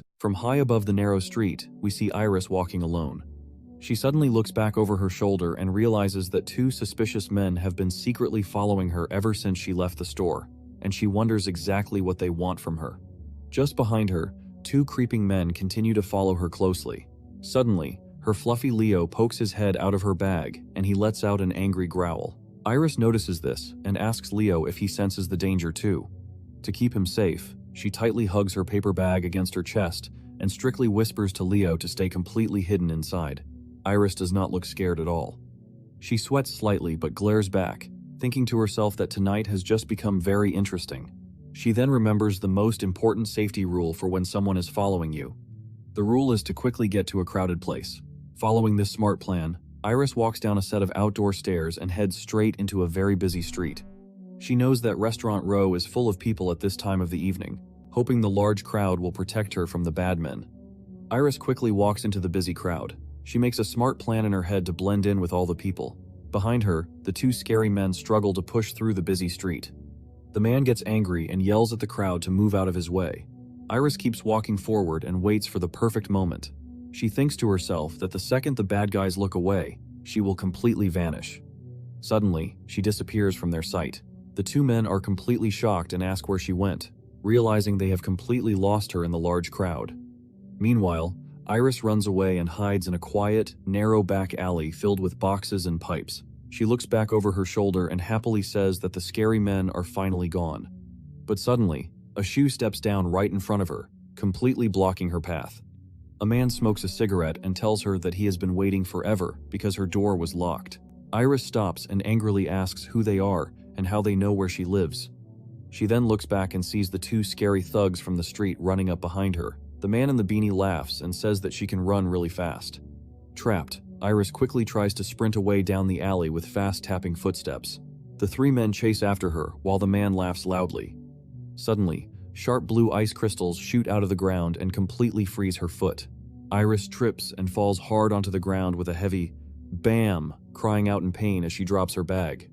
The man walks up to Iris. His hand glows with bright blue ice magic. He cruelly mocks her, asking if the little girl is completely tired out. He coldly tells her to take a little rest. The creepy man is drooling and laughs wickedly. He reaches his hand out to grab her. He cruelly tells her that she is going to keep him entertained for a while. Iris screams out loud in fear. Suddenly, a massive paw violently punches the thug right in the face. With a loud bam, the heavy punch sends the thug flying backward through the air. He crashes hard onto the stone stairs. The man stands nearby and watches this happen in complete shock. Next, a claw steps heavily onto the ground with a loud thud. Leo is completely surrounded by a bright pink magical aura and angry growl at the bad men. Iris looks at Leo and slowly stammers his name. The man screams in pain and asks where Leo came from. He complains that the person who hired them never warned them about dealing with a monster like this. Leo opens its mouth wide and lets out a terrifying, loud roar. The second thug in the hoodie screams in pure terror as he holds up his fists, which suddenly glow with bright yellow magic. However, with a quick poof of smoke, Leo loses his power. He instantly shrinks back down to his normal and falls onto his back on the hard ground. Iris worriedly shouts Leo's name again as she sees her tiny pet lying helpless on the floor. She kneels on the ground and gently holds her small pet and asks him if he is okay. The man looks disappointed and says he thought the pet was special. Suddenly, tentacles burst out of the ground with loud snap. The man walks forward as he controls the tentacles and mocks the tiny pet. He complains that the beast could not even stay transformed for 10 seconds. With loud swish sounds, the tentacles swirl quickly around Iris. She hugs Leo tightly to protect him. She steps back in fear and loudly tells the man to stay back. The scary man walks right up to her and traps her inside the tentacles. He looks very angry and tells Iris not to waste his time. He asks if she is going to take it off herself. The man glares at Iris and threatens her, asking if he has to forcefully take the pet from her himself. Suddenly, a system screen appears, revealing a stellar tamer skill called Stellar Warp. This special magic allows a person to instantly teleport directly to their pet beast. Out of nowhere, Si-Chen violently stomps his foot straight down onto the man's head, crushing him face first into the ground and splashing blood everywhere. The incredibly heavy strike creates a massive shockwave that blows the other two thugs backward. The man is blasted straight through nearby and breaks it into flying pieces. Si-Chen calmly apologizes to Iris for being late. He explains that a sudden problem came up and took much longer than he expected. He then gently asks if she and Leo are okay. Watching this, the thug in the hoodie sweats in pure terror. He nervously curses and wonders where this incredibly strong guy just came from out of nowhere. Iris loudly tells him that she does not know how these men track them down, but she warns him that they are all dangerous magic users called Awakeners. She panics and asks what they should do now. Si-Chen smiles calmly at her and tells her to take a deep breath because he has got her safe. Suddenly, a hand bursts straight through the wall. The man has recovered from the heavy stomp. Glowing green vines quickly wrap around his arm as he curses, complaining that he let his guard down. He furiously yells at Si-Chen, calling him a punk, and says he just made the biggest mistake of his life. The man threatens to bring both of their heads back to his boss and force him to pay triple the original rate. Si-Chen completely ignores the angry man. He calmly tells Iris to get behind him and stay there. He confidently states that fighting these thugs will not take long at all. In his flashback, a group of cruel bullies violently beats up young Si-chen. The boy angrily yells at Si-chen. He calls him a disgusting little parasite and asks if he is still refusing to behave. As Si-chen covers his head on the ground to block the heavy blows, the leader orders his friends to beat him right into the dirt. Suddenly, someone shouts at the bad guys to stop. The boy turns around in surprise and sees Iris bravely stepping forward while holding a heavy metal pipe. She fiercely tells the bullies to keep their hands completely off her brother. The boy looks annoyed and cruelly mocks her, asking if the little parasite really thinks she can come to the rescue. The boy then starts walking straight towards Iris to hurt her, causing her to scream in fear. Seeing this terrible danger, Si-chen desperately reaches out his hand from the ground. He angrily warns the bully not to take a single step closer to his sister. Si-chen fiercely reminds the cruel leader that he made a strict promise to never lay a hand on Iris. The bully smiled wickedly and confidently admits that he lied about his promise not to hurt Iris. He laughs loudly and cruelly, says it is not his fault because she walked right up to them herself.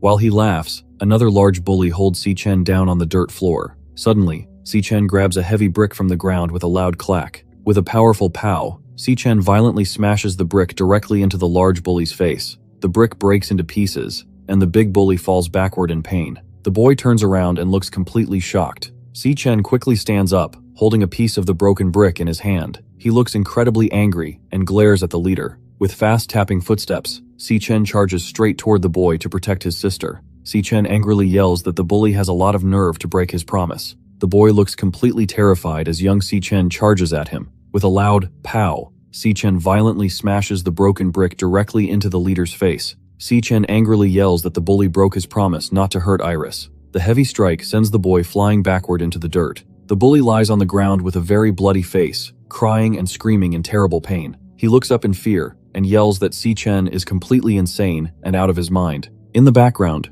young Si-chen pants heavily but stands bravely in front of young Iris to protect her. He gently tells his sister that everything is okay and not to be scared. He strictly tells her to stay safely hidden behind him and not to move at all, then smoothly changes back to the present day in the alleyway. Older Si-chen stands in the exact same protective pose in front of older Iris, who is tightly holding her pet Leo. He looks fierce and confidently tells her that defeating these men will not take long. Right in front of him, the two thugs rush forward to attack. One thug is covered in glowing yellow magic, and the other holds a glowing blue weapon. They charge straight at Si-chen, while the man covered in green thorny vines watches from the far back. Iris looks very worried and sweats in fear. She nervously points out that there are 3 dangerous magic users standing right in front of them. She states that these men look completely desperate and have nothing to lose. She strongly believes there is absolutely no way her brother Ash can fight all 3 of them by himself. Suddenly, the thug in the hoodie rushes forward with his fist covered in bright yellow lightning. He angrily calls Ash a pretty boy and cruelly mocks him for just standing still during the fight. However, Ash easily defends himself. Ash violently punches the lightning thug. The powerful strike sends the bad guy flying backward to crash hard against the brick wall, splashing blood everywhere. Iris watches her brother's incredible strength in pure shock. Right after that, the second thug, wearing a beanie, quickly charges in with fast tapping footsteps. He jumps high into the air and fiercely swings down a blue dagger, but Ash remains perfectly calm. He simply reaches his arm up and tightly catches the thug's wrist with his bare hand, completely stopping the deadly blade before it can even touch him. Still holding the second thug's arm, Si-chen delivers a fierce kick right to the man's face with a loud pow. The powerful hit sends the thug flying backward. He crashes heavily into a wall, and some trash cans break the boxes around him. Suddenly, the dangerous vine slashes right past Si-chen's face. However, Si-chen does not even flinch and stands perfectly still. The vine misses him completely and violently strikes the brick wall behind him. The man growls in anger and cruelly mocks Si-chen, calling him nothing but a skinny kid in a simple school uniform. Surrounded by multiple vines, the man charges forward with a loud yell. He heavily threatens to pierce Si-chen with the thorns and turn him into a human pincushion. He quickly flips and dodges every single sharp vine with incredible speed. He easily moves right past the dangerous magic. In an instant, he jumps directly in front of the man. The cruel man is completely shocked and sweats in pure fear. His eyes open wide as he loudly asks himself how this is even possible, wondering what kind of amazing move Si-chen just used to get so close. Watching this incredible speed from the side, Iris opens her eyes wide in realization. She admits to herself that she almost forgot a very important detail. As Si-chen swings his fist back for a powerful strike, Iris remembers that her brother Ash did not just pass his combat graduation exam, He actually completely dominated the competition and took first place overall. With a brutal hit, Si-Chen violently punches the man right in the jaw. Blood flies into the air from the extremely heavy strike. Iris proudly realizes that her brother is not just a normal magic user, but he is actually on a completely different and much higher level of strength than these thugs. The powerful punch sends the man flying high into the air. Blood splashes heavily from his face. He crashes violently into a brick wall and trash cans. The heavy hit shatters the wall and sends broken pieces flying everywhere. He falls to the ground with a loud wham. His face is completely covered in blood, and he is knocked out cold. Si-Chen stands calmly behind his defeated enemy. The other two thugs, the man in the beanie and the man in the hoodie, are also shown completely beaten and bleeding. They slump unconscious against the trash bins and walls in the alley. With all three bad guys defeated, the fight is finally over. Si-Chen looks back toward his sister. He tells Iris to take little Leo and go straight home right now. Si-Chen smiles gently at her. He explains his plan, saying he will drop these clowns off at the guard station to get them arrested. He promises her that he will be back home before she even knows it. Iris holds her fluffy pet tightly in her arms. She looks very relieved and happy. She quickly agrees to his plan and safely replies, "Okay, you got it." Later that night, the man groans and slowly opens his eyes. He wakes up to find himself and his two friends tightly tied to a large concrete pillar with thick ropes on an empty rooftop. Si-Chen stands quietly right in front of them. The man panics and loudly asks where they are and why Si-Chen dragged them out here. Next to him, the thug in the beanie groans in extreme pain, complaining that his head feels like it is cracking in half. Si-Chen states that he knows they are from a group called the Black Mountain Society. He explains that this group only does things for money. Si-Chen strictly demands to know exactly who paid them to attack his sister. The man just smiles with his missing teeth and laughs. He tells Si-Chen that since he is only in it for the money, he will never talk. He explains that the exact moment he reveals the boss's name, he will be a dead man in this business. Si-Chen simply replies, "Well then." A system screen appears above his head, showing that he is loading and switching his battle class. Si-Chen glares fiercely at the men and confidently declares that if they will not talk, they will have to do this the hard way. A system screen pops up to announce that the class switch is completely finished. A new title shows that he is now a level 25 Phantom Sorcerer, a system card for his new Phantom Sorcerer class. It explains all of his new amazing powers and shows his high stats for speed, strength, and stamina.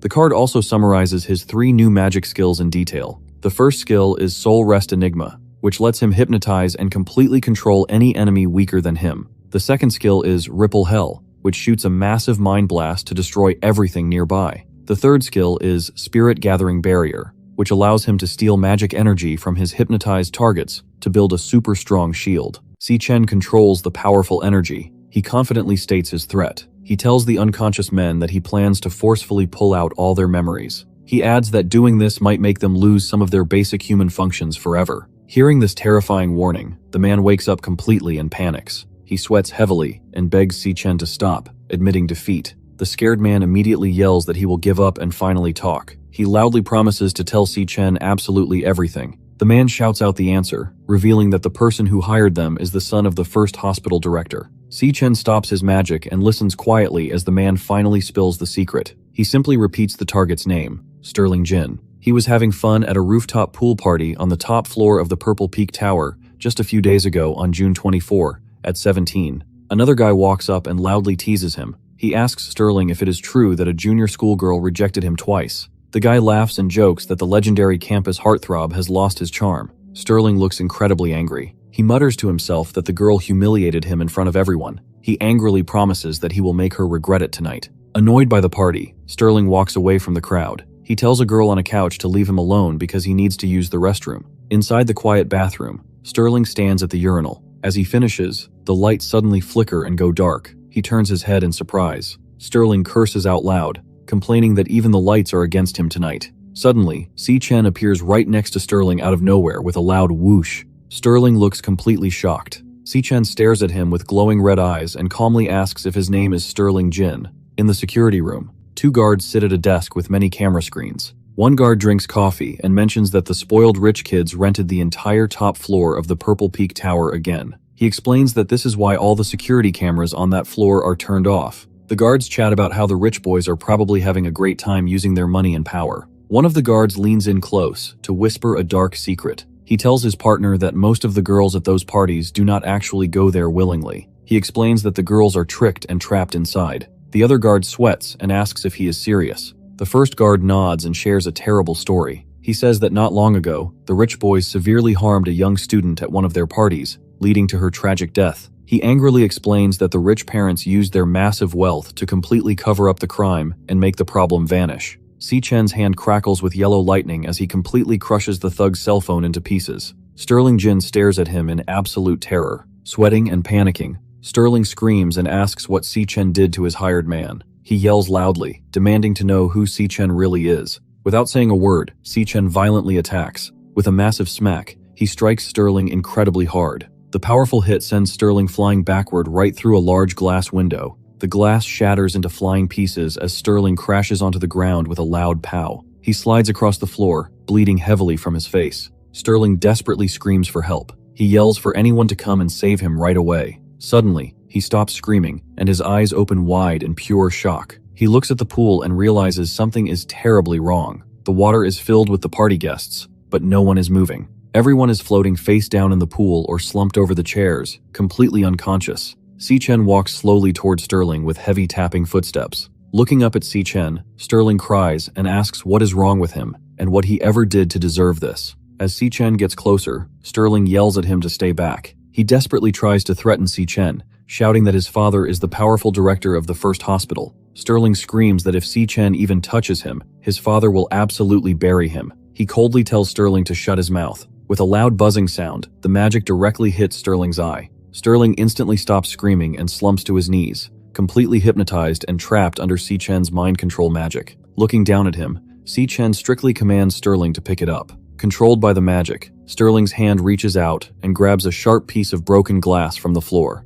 Si-chen thinks to himself that pure evil does not only hide inside dungeons, but it walks among regular people every single day. These rich people use their money to commit whatever crimes they want. Sterling just drinks from a bottle, burps, and tells his friend to calm down. He cruelly says they will just lie and tell everyone she slipped in a tragic accident. Sterling proudly brags that his father's power will easily force the autopsy report to say whatever they want. Crying in fear, the thug finishes his confession. He screams that Sterling Jin paid them a massive fortune to attack Iris, and make sure she never forgot this day. Hearing all of this, Si-chen completely understands that these rich humans do whatever they want with methods much more rotten than any demon could ever dream up. Cole sits on the ground, coughing and bleeding. He looks up at Ash and promises to tell everyone the truth when they get out. He wants the world to know that Ash is the one who saved them today. Suddenly, Ash's eyes flash bright pink with a loud buzzing sound. He sees a quick vision of the man standing in the dark alley. Ash instantly realizes something is terribly wrong. A system screen appears, revealing another class called Stellar Tamer. It shows a skill called Stellar Warp, which lets him teleport directly to his pet. Ash realizes his sister Iris is in extreme danger. With a loud zap, Ash instantly disappears from the dungeon. Cole sits alone on the ground and looks completely shocked. He remembers Ash using lightning magic, then transforming into a horned demon, and now teleporting. Cole realizes that Ash actually has more than 2 different fighting classes at the same time. Cole smiles weakly and wonders just how many more secrets Ash is still hiding. Suddenly, loud tapping footsteps echo across the rocks. A group of guards and medical workers run toward the crater. One man points and shouts that they finally found them. The men quickly rush forward to save the survivors. Medical workers quickly arrive and treat Cole. One worker uses magic to stop his bleeding, while another opens a medical kit for bandages. Director Gong Shua walks over to them and asks Cole how bad his injuries are. The director states that the dungeon boss had B-rank power, so both of them surviving is an absolute miracle. Nearby, another medic uses magic to heal Yuta Sato. The medic reports that Yuta is unharmed, purified, and stable. The guards search the large crater area. They suddenly notice that Si-chen, also known as Ash, is completely missing. A guard reports that there are no other dead bodies anywhere. They wonder if Ash got scared and ran away, so they decide to spread out and keep looking for him. Director Gong Shua looks extremely angry. He loudly blames the inspection agency for the whole disaster. He tells Cole that he got hurt because of their complete incompetence. The director firmly promises to fire every single one of those workers the second he leaves. Suddenly, Cole's father walks up with Silas Lin walking right behind him. The father smiles calmly and disagrees with the director. He says that this situation is actually perfect for them. The director bows respectfully to the father. Cole's father explains his new plan. He says they will just tell the public that an unexpected incident happened during the examination, and the examiners were defeated by monsters. Cole's father smiles and happily explains his plan. He wants to tell the public that his son bravely stepped forward and saved everyone when all hope was lost. He thinks this fake story is absolutely perfect. Sitting on the ground, Cole tries to tell the truth. He explains that Ash was actually the one who defeated the Overlord and all the other monsters. Suddenly, his father violently smacks Cole right on his injured shoulder with a loud smack. Cole groans in pain. His father leans in close and pants heavily. He strictly tells Cole that he was the one who took care of the monsters. Nearby, director Gong Shui and Silas Lin stand quietly and watch. The director points out that every single person there watched the real events happen with their own eyes. Ignoring them, the father tightly grips Cole's bloody bandages. He glares at his son and firmly repeats his order, forcing Cole to accept the lie that he took care of it. Cole's father calmly wipes his hands. He tells Cole to quickly clean himself up. He proudly announces that tomorrow's graduation ceremony is where Cole will finally step into the spotlight as the big hero. On the other side, in a small rental apartment at 20, three hands happily clink glass soda bottles together with a loud clack. Ash, Iris, and Anna sit around a warm table eating hot pot and laughing. Little Leo sits safely on the table next to them.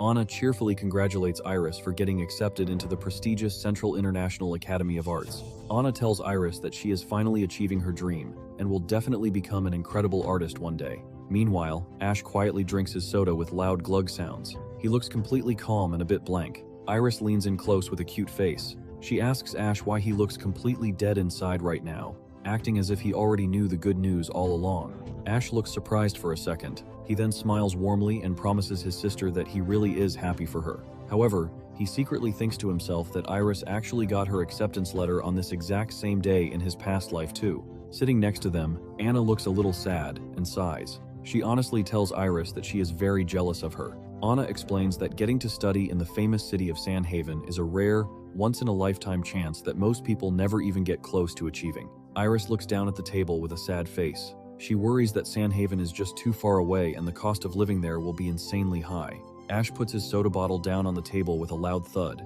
He smiles gently and tells her not to worry about the distance or the money at all. He surprises her by revealing that after he graduates, he will also be working in Sandhaven. Hearing this, Iris and Anna quickly jump up and lean in close. Iris excitedly asks if he actually got recruited by a guild over there. She is completely amazed because the guilds in Sandhaven are the absolute best, top-tier elite groups. She happily asks how he managed to pull that off, while Ash just sits back and smiles. Iris throws her hands high in the air and cheers loudly. She is thrilled that they get to move to Sandhaven together. Anna laughs and says she is super jealous, promising to work hard and get into a school there too. Watching his sister celebrate so happily, Ash smiles warmly. He thinks to himself that in this second life, Iris will never have to give up her dreams for anyone. Later, as the water splashes over his head, he thinks about everything that just happened. He is relieved that the dangerous threats against his sister are finally handled, and that his graduation exam is completely wrapped up. Ash remembers his deal with Cole back in the dungeon. He agreed to let Cole take first place, but Ash gets the entire 1 million prize money tomorrow. Ash thinks to himself that this money is just enough to finally clear Theo's debt. Ash sits on his bed in the room lit by a warm lamp. He rubs his neck and lets out a tired sigh. He thinks about the terrifying truth that the Demon King Wrath was actually sealed away after secretly crossing into the human world. Ash realizes that his original 3-year plan to prepare is getting much riskier every single day. He knows he needs to move to Sandhaven fast and make finding Wrath his absolute top priority. He thinks to himself that before he does any of that, he desperately needs someone he can actually trust to watch his back. He decides that tomorrow's graduation ceremony is exactly the perfect opportunity he has been waiting for. On the other side, Ling Yu seriously reports that a dangerous target known as the Glutton was recently spotted in Everfield County. Carl casually drinks from a small teacup. He looks interested and asks her to tell him absolutely everything. She explains that the moment she got the tip, she went straight to the crime scene to investigate. One photo shows a completely destroyed security camera hanging by broken wires. Another photo shows a concrete pillar covered in fresh bloodstains and rough scuff marks. Ling Yu explains that all the security footage was already wiped clean before she arrived. She states that the messy scene is exactly the same as every other time. The target always follows a brutal and simple pattern. Kill the victims first, and then consume them. Ling Yu admits that they have absolutely no pictures or videos of the Glutton. However, she reminds the red-haired man about Ash's recent battles. She points out that they both watched how Ash fights and how his powers are growing incredibly fast in a way that makes no logical sense. She explains that she currently has two possible theories. Her first theory is that the dangerous killer has his sights set on Ash and wants to hunt him. Carl holds his teacup and quietly interrupts her. He finishes her thought and reveals the shocking second theory, asking if the glutton is actually Ash himself. In a large office, a woman asks the school president if he is really going to skip the graduation ceremony, especially for the students he raised himself. The president opens the cage door and explains that he only gave them a safe place to land, back when they were too weak to fly. He watches the white birds fly out into the bright sky. He says they have grown up now and must find their own path. He then notices one single bird still sitting inside the cage. He gently asks the small bird if it does not know where it wants to go yet. At the graduation ceremony on June 26th, at 1 p.m. Si Chen's friend says it is his first time ever seeing the school use such a huge hall. His muscular friend smiles and explains that the school had to go big because all the top elite guild leaders are coming to watch the event today. In the crowded auditorium seats, the muscular student wonders who won the extra trial between Ash and Cole. He notes that the school kept the results completely secret without a single leak. The boy with glasses confidently cheers, bragging that his friend, Ash, definitely crushed the competition. Hearing this, a guy angrily yells at the boy with glasses to stop talking about Ash. He gives a huge thumbs down and confidently declares that Ash has absolutely no chance against his brother. He firmly states that his brother, Cole, will be the final champion. The two groups of students angrily argue and give each other thumbs down signs. Meanwhile, backstage, Cole's father explains that every single major guild in the country sent someone to watch this graduation ceremony. He looks out from behind the red curtain and sees the audience. He notes that the entire board of the powerful Imperial Guild is sitting in the crowd. Down in the aisles, students cheer as very important guests arrive. Guam Yuan, the Imperial Guild co-founder, and Titan Ming, the Imperial Guild founder, walk toward the front VIP seats, surrounded by bright camera flashes. Cole's father thinks to himself that the Imperial Guild's next board election is coming up very soon. He watches the guild leaders closely. His vote count for the election is currently tied with Titan South. He sees today's ceremony as the perfect chance to win over the undecided board members to his side. With a serious look, he confidently declares that the chairman's seat will soon be his. He then turns to his son and explains the schedule. He tells Cole that Vice Chairman Carl will personally hand him the champion's trophy right after the ceremony starts. The father continues his strict lecture. He tells Cole that the whole world will remember this day because it marks the start of his climb to the top. He calls it the most glorious moment in their family's history. He sternly warns Cole to go up on stage, give a good speech, and not screw this up. He orders his son to show everyone his true worth. Cole stays completely silent. He just looks down at his speech paper with a sad and conflicted face. Feeling deeply guilty about taking credit for Ash's victory, Cole tightly grips his jacket over his chest with a soft crackle sound. On the stage, a female host anchors a live broadcast. She welcomes the distinguished guests and announces the 2157th National Awakener University graduation ceremony. She explains that after facing countless hardships and showing strong determination, the graduation exam has finally come to a brilliant close. In the audience, the VIP guild leaders and excited students listen closely. The host proudly declares that the ceremony is now officially underway. Cole sits quietly in the front row next to his father, looking very sad and conflicted. While the crowd claps, Ash sits alone in a different section. He keeps his arms crossed and looks perfectly calm. Down on the stage, the host announces the moment everyone has been waiting for. She says they are gathered to witness the crowning of the new champion. She gestures to the side as a cloth is pulled off to reveal a shiny golden trophy. She announces that it is time to finally reveal the ultimate champion. She asks the crowd to give a warm welcome to Mr. Carl Cavendish, the vice chairman of the Global Guild Alliance. Carl walks down the aisle wearing a white suit. The host explains that Carl will announce the winner and hand out the award personally. Carl stands on the stage and smiles. He thanks the Imperial Guild for the invitation and says it is an honor to witness the talent of the next generation. Carl then shares some unexpected news with the crowd. He explains that something went wrong during the recent extra exam. The students in the audience look confused. Carl reveals that the test dungeon was supposed to be a safe D rank, but it was actually a disguised, highly dangerous B rank dungeon. The entire audience gasps in shock. Loud whispers fill the massive hall. The students and adult guests are completely amazed and terrified. They wonder how any student could possibly survive, noting that even a full team of professional guild fighters would have a very hard time beating a B rank dungeon. Carl tells the crowd that when all hope was lost, one student used pure skill to do the impossible. He smiles and announces that this student defeated the B-rank dungeon boss completely by himself and brought his entire team back home alive. Cole sits quietly in the audience with a serious face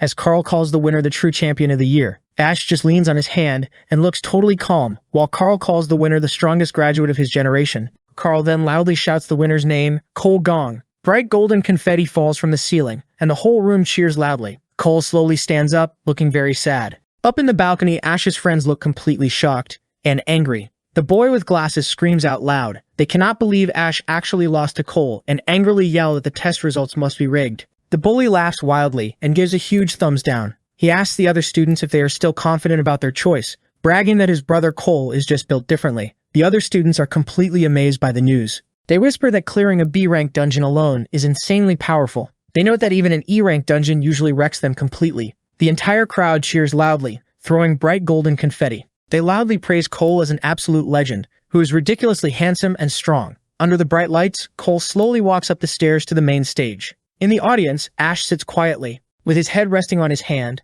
he calmly watches him. A quick flashback shows exactly what happened back in the dark dungeon to set this up. While switching his battle class with bright, swirling magic, Ash promises to let Cole take first place. In return, Ash demands the entire 1 million prize money for himself. Ash gives Cole one final strict condition. He orders Cole to never say a single word to anyone about the secret powers he is about to see. On the stage, Cole stands alone in the spotlight. The people in the crowd smile and loudly praise him. A woman calls him a dignified young man, and a bearded man calls him a true hero in the making. In the audience, Cole's father, Soren Gong, smiles very proudly.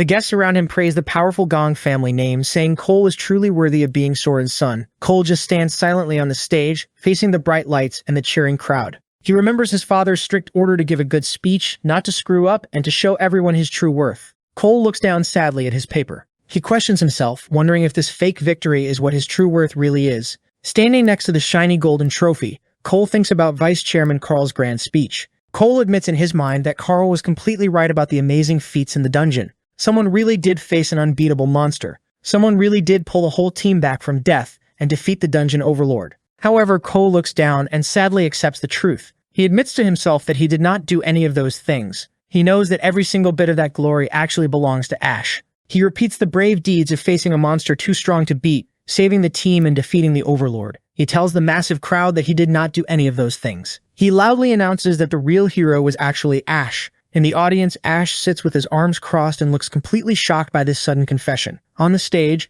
Vice Chairman Carl looks very confused. Down in the audience, Cole's father quickly stands up with a furious, sweating face. He angrily yells at Cole, asking what he is talking about. Cole's brother and his friends lean over their seats in pure shock. The brother yells and asks if Cole has completely lost his mind. On the stage, Cole ignores them and continues his honest speech. He explains to the crowd that everything went terribly wrong inside the test dungeon. He says the examiners were knocked out cold, leaving only him and Ash awake to fight. Ash sits in the audience and looks slightly surprised, resting his hand on his chin. On stage, Cole continues his speech. He tells the crowd that Ash is without a doubt the most powerful lightning assassin he has ever seen. He explains that Ash used raw skill and instinct to cut through waves of monsters like they were nothing. Cole admits that Ash showed him what it actually means to be strong, and that he had never seen an Awakener on that level before. Cole looks out at the crowd and loudly announces that the true champion of this year's graduation assessment is Ash. Ash realizes that Cole kept his promise and hid his secret about having multiple classes. Down on the floor, the massive crowd starts murmuring loudly in confusion. The guests ask what in the world is going on. They wonder how the results could be fake, if the King Squad verified them. Vice Chairman Carl watches the chaos unfold with a sly smile, and says that this is very interesting. Up in the balcony, Asher's friends are furious. The boy with glasses points down and yells that he called it, claiming the whole exam was a setup from the start. Beside him, his muscular friend angrily demands a full investigation right now. In the VIP seats, the older guild founder Titan Ming watches silently with a small smile. Next to him, Cole's father, Soren, sweats and looks completely furious. Another guild member asks Soren to explain exactly what his son just did on stage, stating that the crowd deserves an explanation. Soren is so angry that he grips his wooden armrest tightly, breaking the wood with loud crackle sounds. Letting out an angry grunt, Soren stands up and walks away from his seat with heavy, tapping steps. Soren walks right past the stage where his son is standing. Up in the bright spotlight, Cole looks down at his prepared fake speech. With a serious face, he completely rips the paper into pieces. He thinks to himself about the kind of life he truly wants. The school president smiles proudly as the last small white bird finally flies out of its cage to find its own path. Back on stage, Cole throws the torn pieces of his speech high into the air with a loud swoosh. He decides that which road he walks is a choice only he gets to make. A small white bird flutters high into the bright blue sky. The school president watches from his window and smiles proudly. He says it looks like the bird finally knows exactly where it wants to fly. Back on the stage, Cole admits in his thoughts that Ash won this time. In the audience, Ash rests his chin on his hand and smirks back at him. Cole makes a firm promise to himself. He declares that the next time they meet, he will be the one standing above Ash. The story then explains how the world's guilds are ranked. There are tens of thousands of guilds divided into 5 tiers from top to bottom: Peak, Elite, Gold, Silver, and Standard. For most Awakeners, reaching an elite guild is the absolute highest goal they can ever achieve. The text reveals that there are only 12 elite guilds in the entire world, and the famous Imperial Guild is one of them. For the average graduate, getting a job at a guild is very difficult. Inside a busy office, a sweating student desperately begs a woman to look at his resume one more time. The woman sitting at the desk rejects him. She explains that the Divine Eye Guild is not taking any support class fighters this year, and tells him to try his luck somewhere else. Outside, 2 tired students slump against a wall in defeat. They complain that the job market is completely cutthroat because they did not get a single offer. However, things are very different for the lucky few who manage to get into an elite guild. A hand picks up a shiny red card with a gold lion symbol. Inside a quiet office, an older man with glasses named Charleston sits at a desk. He is the HR manager for the Imperial Guild. Charleston tells the student that his identity registration is complete. He hands over the red employment certificate and explains that as a member of the champion team, the student gets direct entry into the Imperial Guild. Marlon Ma holds the glowing red card up and cries tears of joy. He realizes he has finally achieved his life goal. Marlon and his friends cheer loudly while holding up their new red cards. Marlon happily yells that he is going to the Monster Research Office. His muscular friend shouts that he got put into combat, and another friend says he is in research too. Outside the large Imperial Guild building, the group of friends jumps and hugs each other while laughing. They excitedly shout that they actually did it, and finally set foot inside an elite guild. 2 students cry tears of regret, wishing they had joined Ash's team when they had the chance. Sitting nearby in the waiting area, Cole's brother looks angry and complains that seeing these people at work every day is going to be terrible. Cole just sits silently beside him, looking tired and looking away. Meanwhile, inside an elevator, the Imperial Guild founder Titan Ming talks with an assistant about the recruitment progress. The assistant explains that because 2 teams got perfect scores this year, they have a lot more new members to register. With a loud ding, the elevator doors open. Titan Ming looks surprised to find Vice Chairman Carl waiting right outside. Titan Ming greets him and asks if Carl is also heading to the recruitment floor. Carl smiles and calmly replies that he is just here to see someone off. Hearing this, Titan Ming laughs and guesses that Carl must have a personal interest in Ash as well. Carl smirks back at him and simply says that the Imperial Guild got incredibly lucky to recruit a talent like that. At the registration desk, the HR manager checks his computer screen. He adjusts his glasses and notices that one person is still missing. He angrily yells at the boy with glasses, asking why his teammate Ash has not registered yet. He complains that Ash is the only one left and tells the students to stop wasting his time. The panicked friends frantically look around the large lobby and shout Ash's name. Suddenly, Ash calmly walks out of the restroom with his hands in his pockets. His friends spot him and point, yelling that he is over there. They rush up to him and loudly scold him. They ask why he has not turned in his form yet and complain about him wandering off for a bathroom break at a time like this. They warn Ash that the Imperial Guild staff is already breathing down their necks. Sitting at his desk, the manager sighs and opens his metal thermos. He rolls his eyes and complains about kids these days acting arrogant and playing hard to get. The manager takes a sip of his hot drink. He strictly tells Ash that even the first place winner has to follow the rules, just like everyone else. He proudly calls the Imperial Guild the absolute pinnacle of success. He orders Ash to come over and fill out his registration form right this second. Standing in the middle of the lobby, Ash stays completely calm. He plainly announces that he is not joining the Imperial Guild. Hearing this massive shock, the manager's eyes go wide, and he violently spits his drink straight out of his mouth. Ash's friends immediately panic and loudly yell no.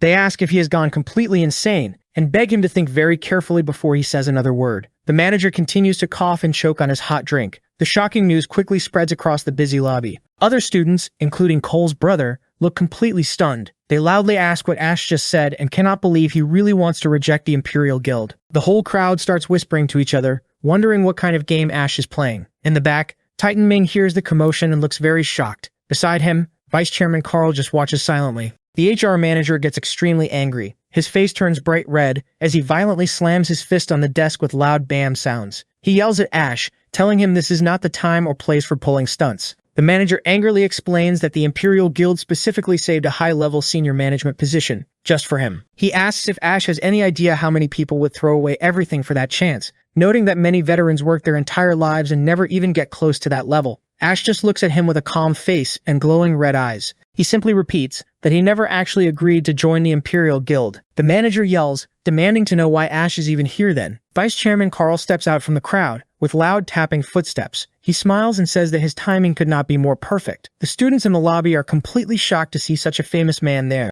Someone quickly bows and greets him. Carl walks right up to Ash. He calmly says that since the Imperial Guild is not his style, he has another idea. Carl asks Ash how he feels about going to the city of Sandhaven with him. Ash looks back silently, with his glowing red eyes. Carl smirks and offers to personally recommend Ash to the local Ember Star Knights. Hearing this name, everyone in the room freezes in pure shock. Cole and his brother look completely stunned. Even the Imperial Guild founder, Titan Ming, opens his eyes wide in surprise. The massive crowd of students immediately starts yelling in disbelief. They cannot believe Ash just got an offer from the globally famous Ember Star Knights. The students loudly explain that it is a legendary peak guild. Sweating in amazement, they state that there are only 6 peak guilds in the entire world. One boy excitedly adds that the Ember Star Knights are so incredibly strong that they could easily destroy an entire nation if they wanted to. The students explain that peak guilds never recruit people publicly. They only accept new members through strict internal referrals and special invitations. Ash calmly reaches inside his black shirt pocket. He tells Vice Chairman Carl that he will pass on the offer because he is not looking to join any guild. Ash pulls out a solid black card and holds it up. He looks forward with his glowing red eyes and explains that his only reason for being here today is to find teammates. Carl looks very surprised by this answer. Ash's friends are completely shocked. They yell out loud and ask if he actually started his own guild. The bald HR manager points his finger and angrily tells them to give him a break. He yells that a fresh graduate running his own guild is not how things work. A close-up shows Ash's black card. It has a bird logo and the words Black Raven Guild printed on it. The manager reads the name and says he has never heard of it in his entire life. Holding the card up, the manager breathes heavily and angrily explains the strict rules. He tells Ash that guild registration only opens for a set time each year. He also states that anyone making a new guild has to pay a 1 million registration fee right at the start. The angry HR manager continues to yell at Ash. He states that a new graduate could never get a guild approved without a referral from a big, established guild. The manager laughs cruelly and asks how a kid with absolutely no connections and no backing could possibly make this happen. Suddenly, a female worker at a computer interrupts him. She looks completely shocked and tells the manager that the Black Raven Guild is actually real. The manager freezes in pure shock. The computer screen clearly shows the official guild page.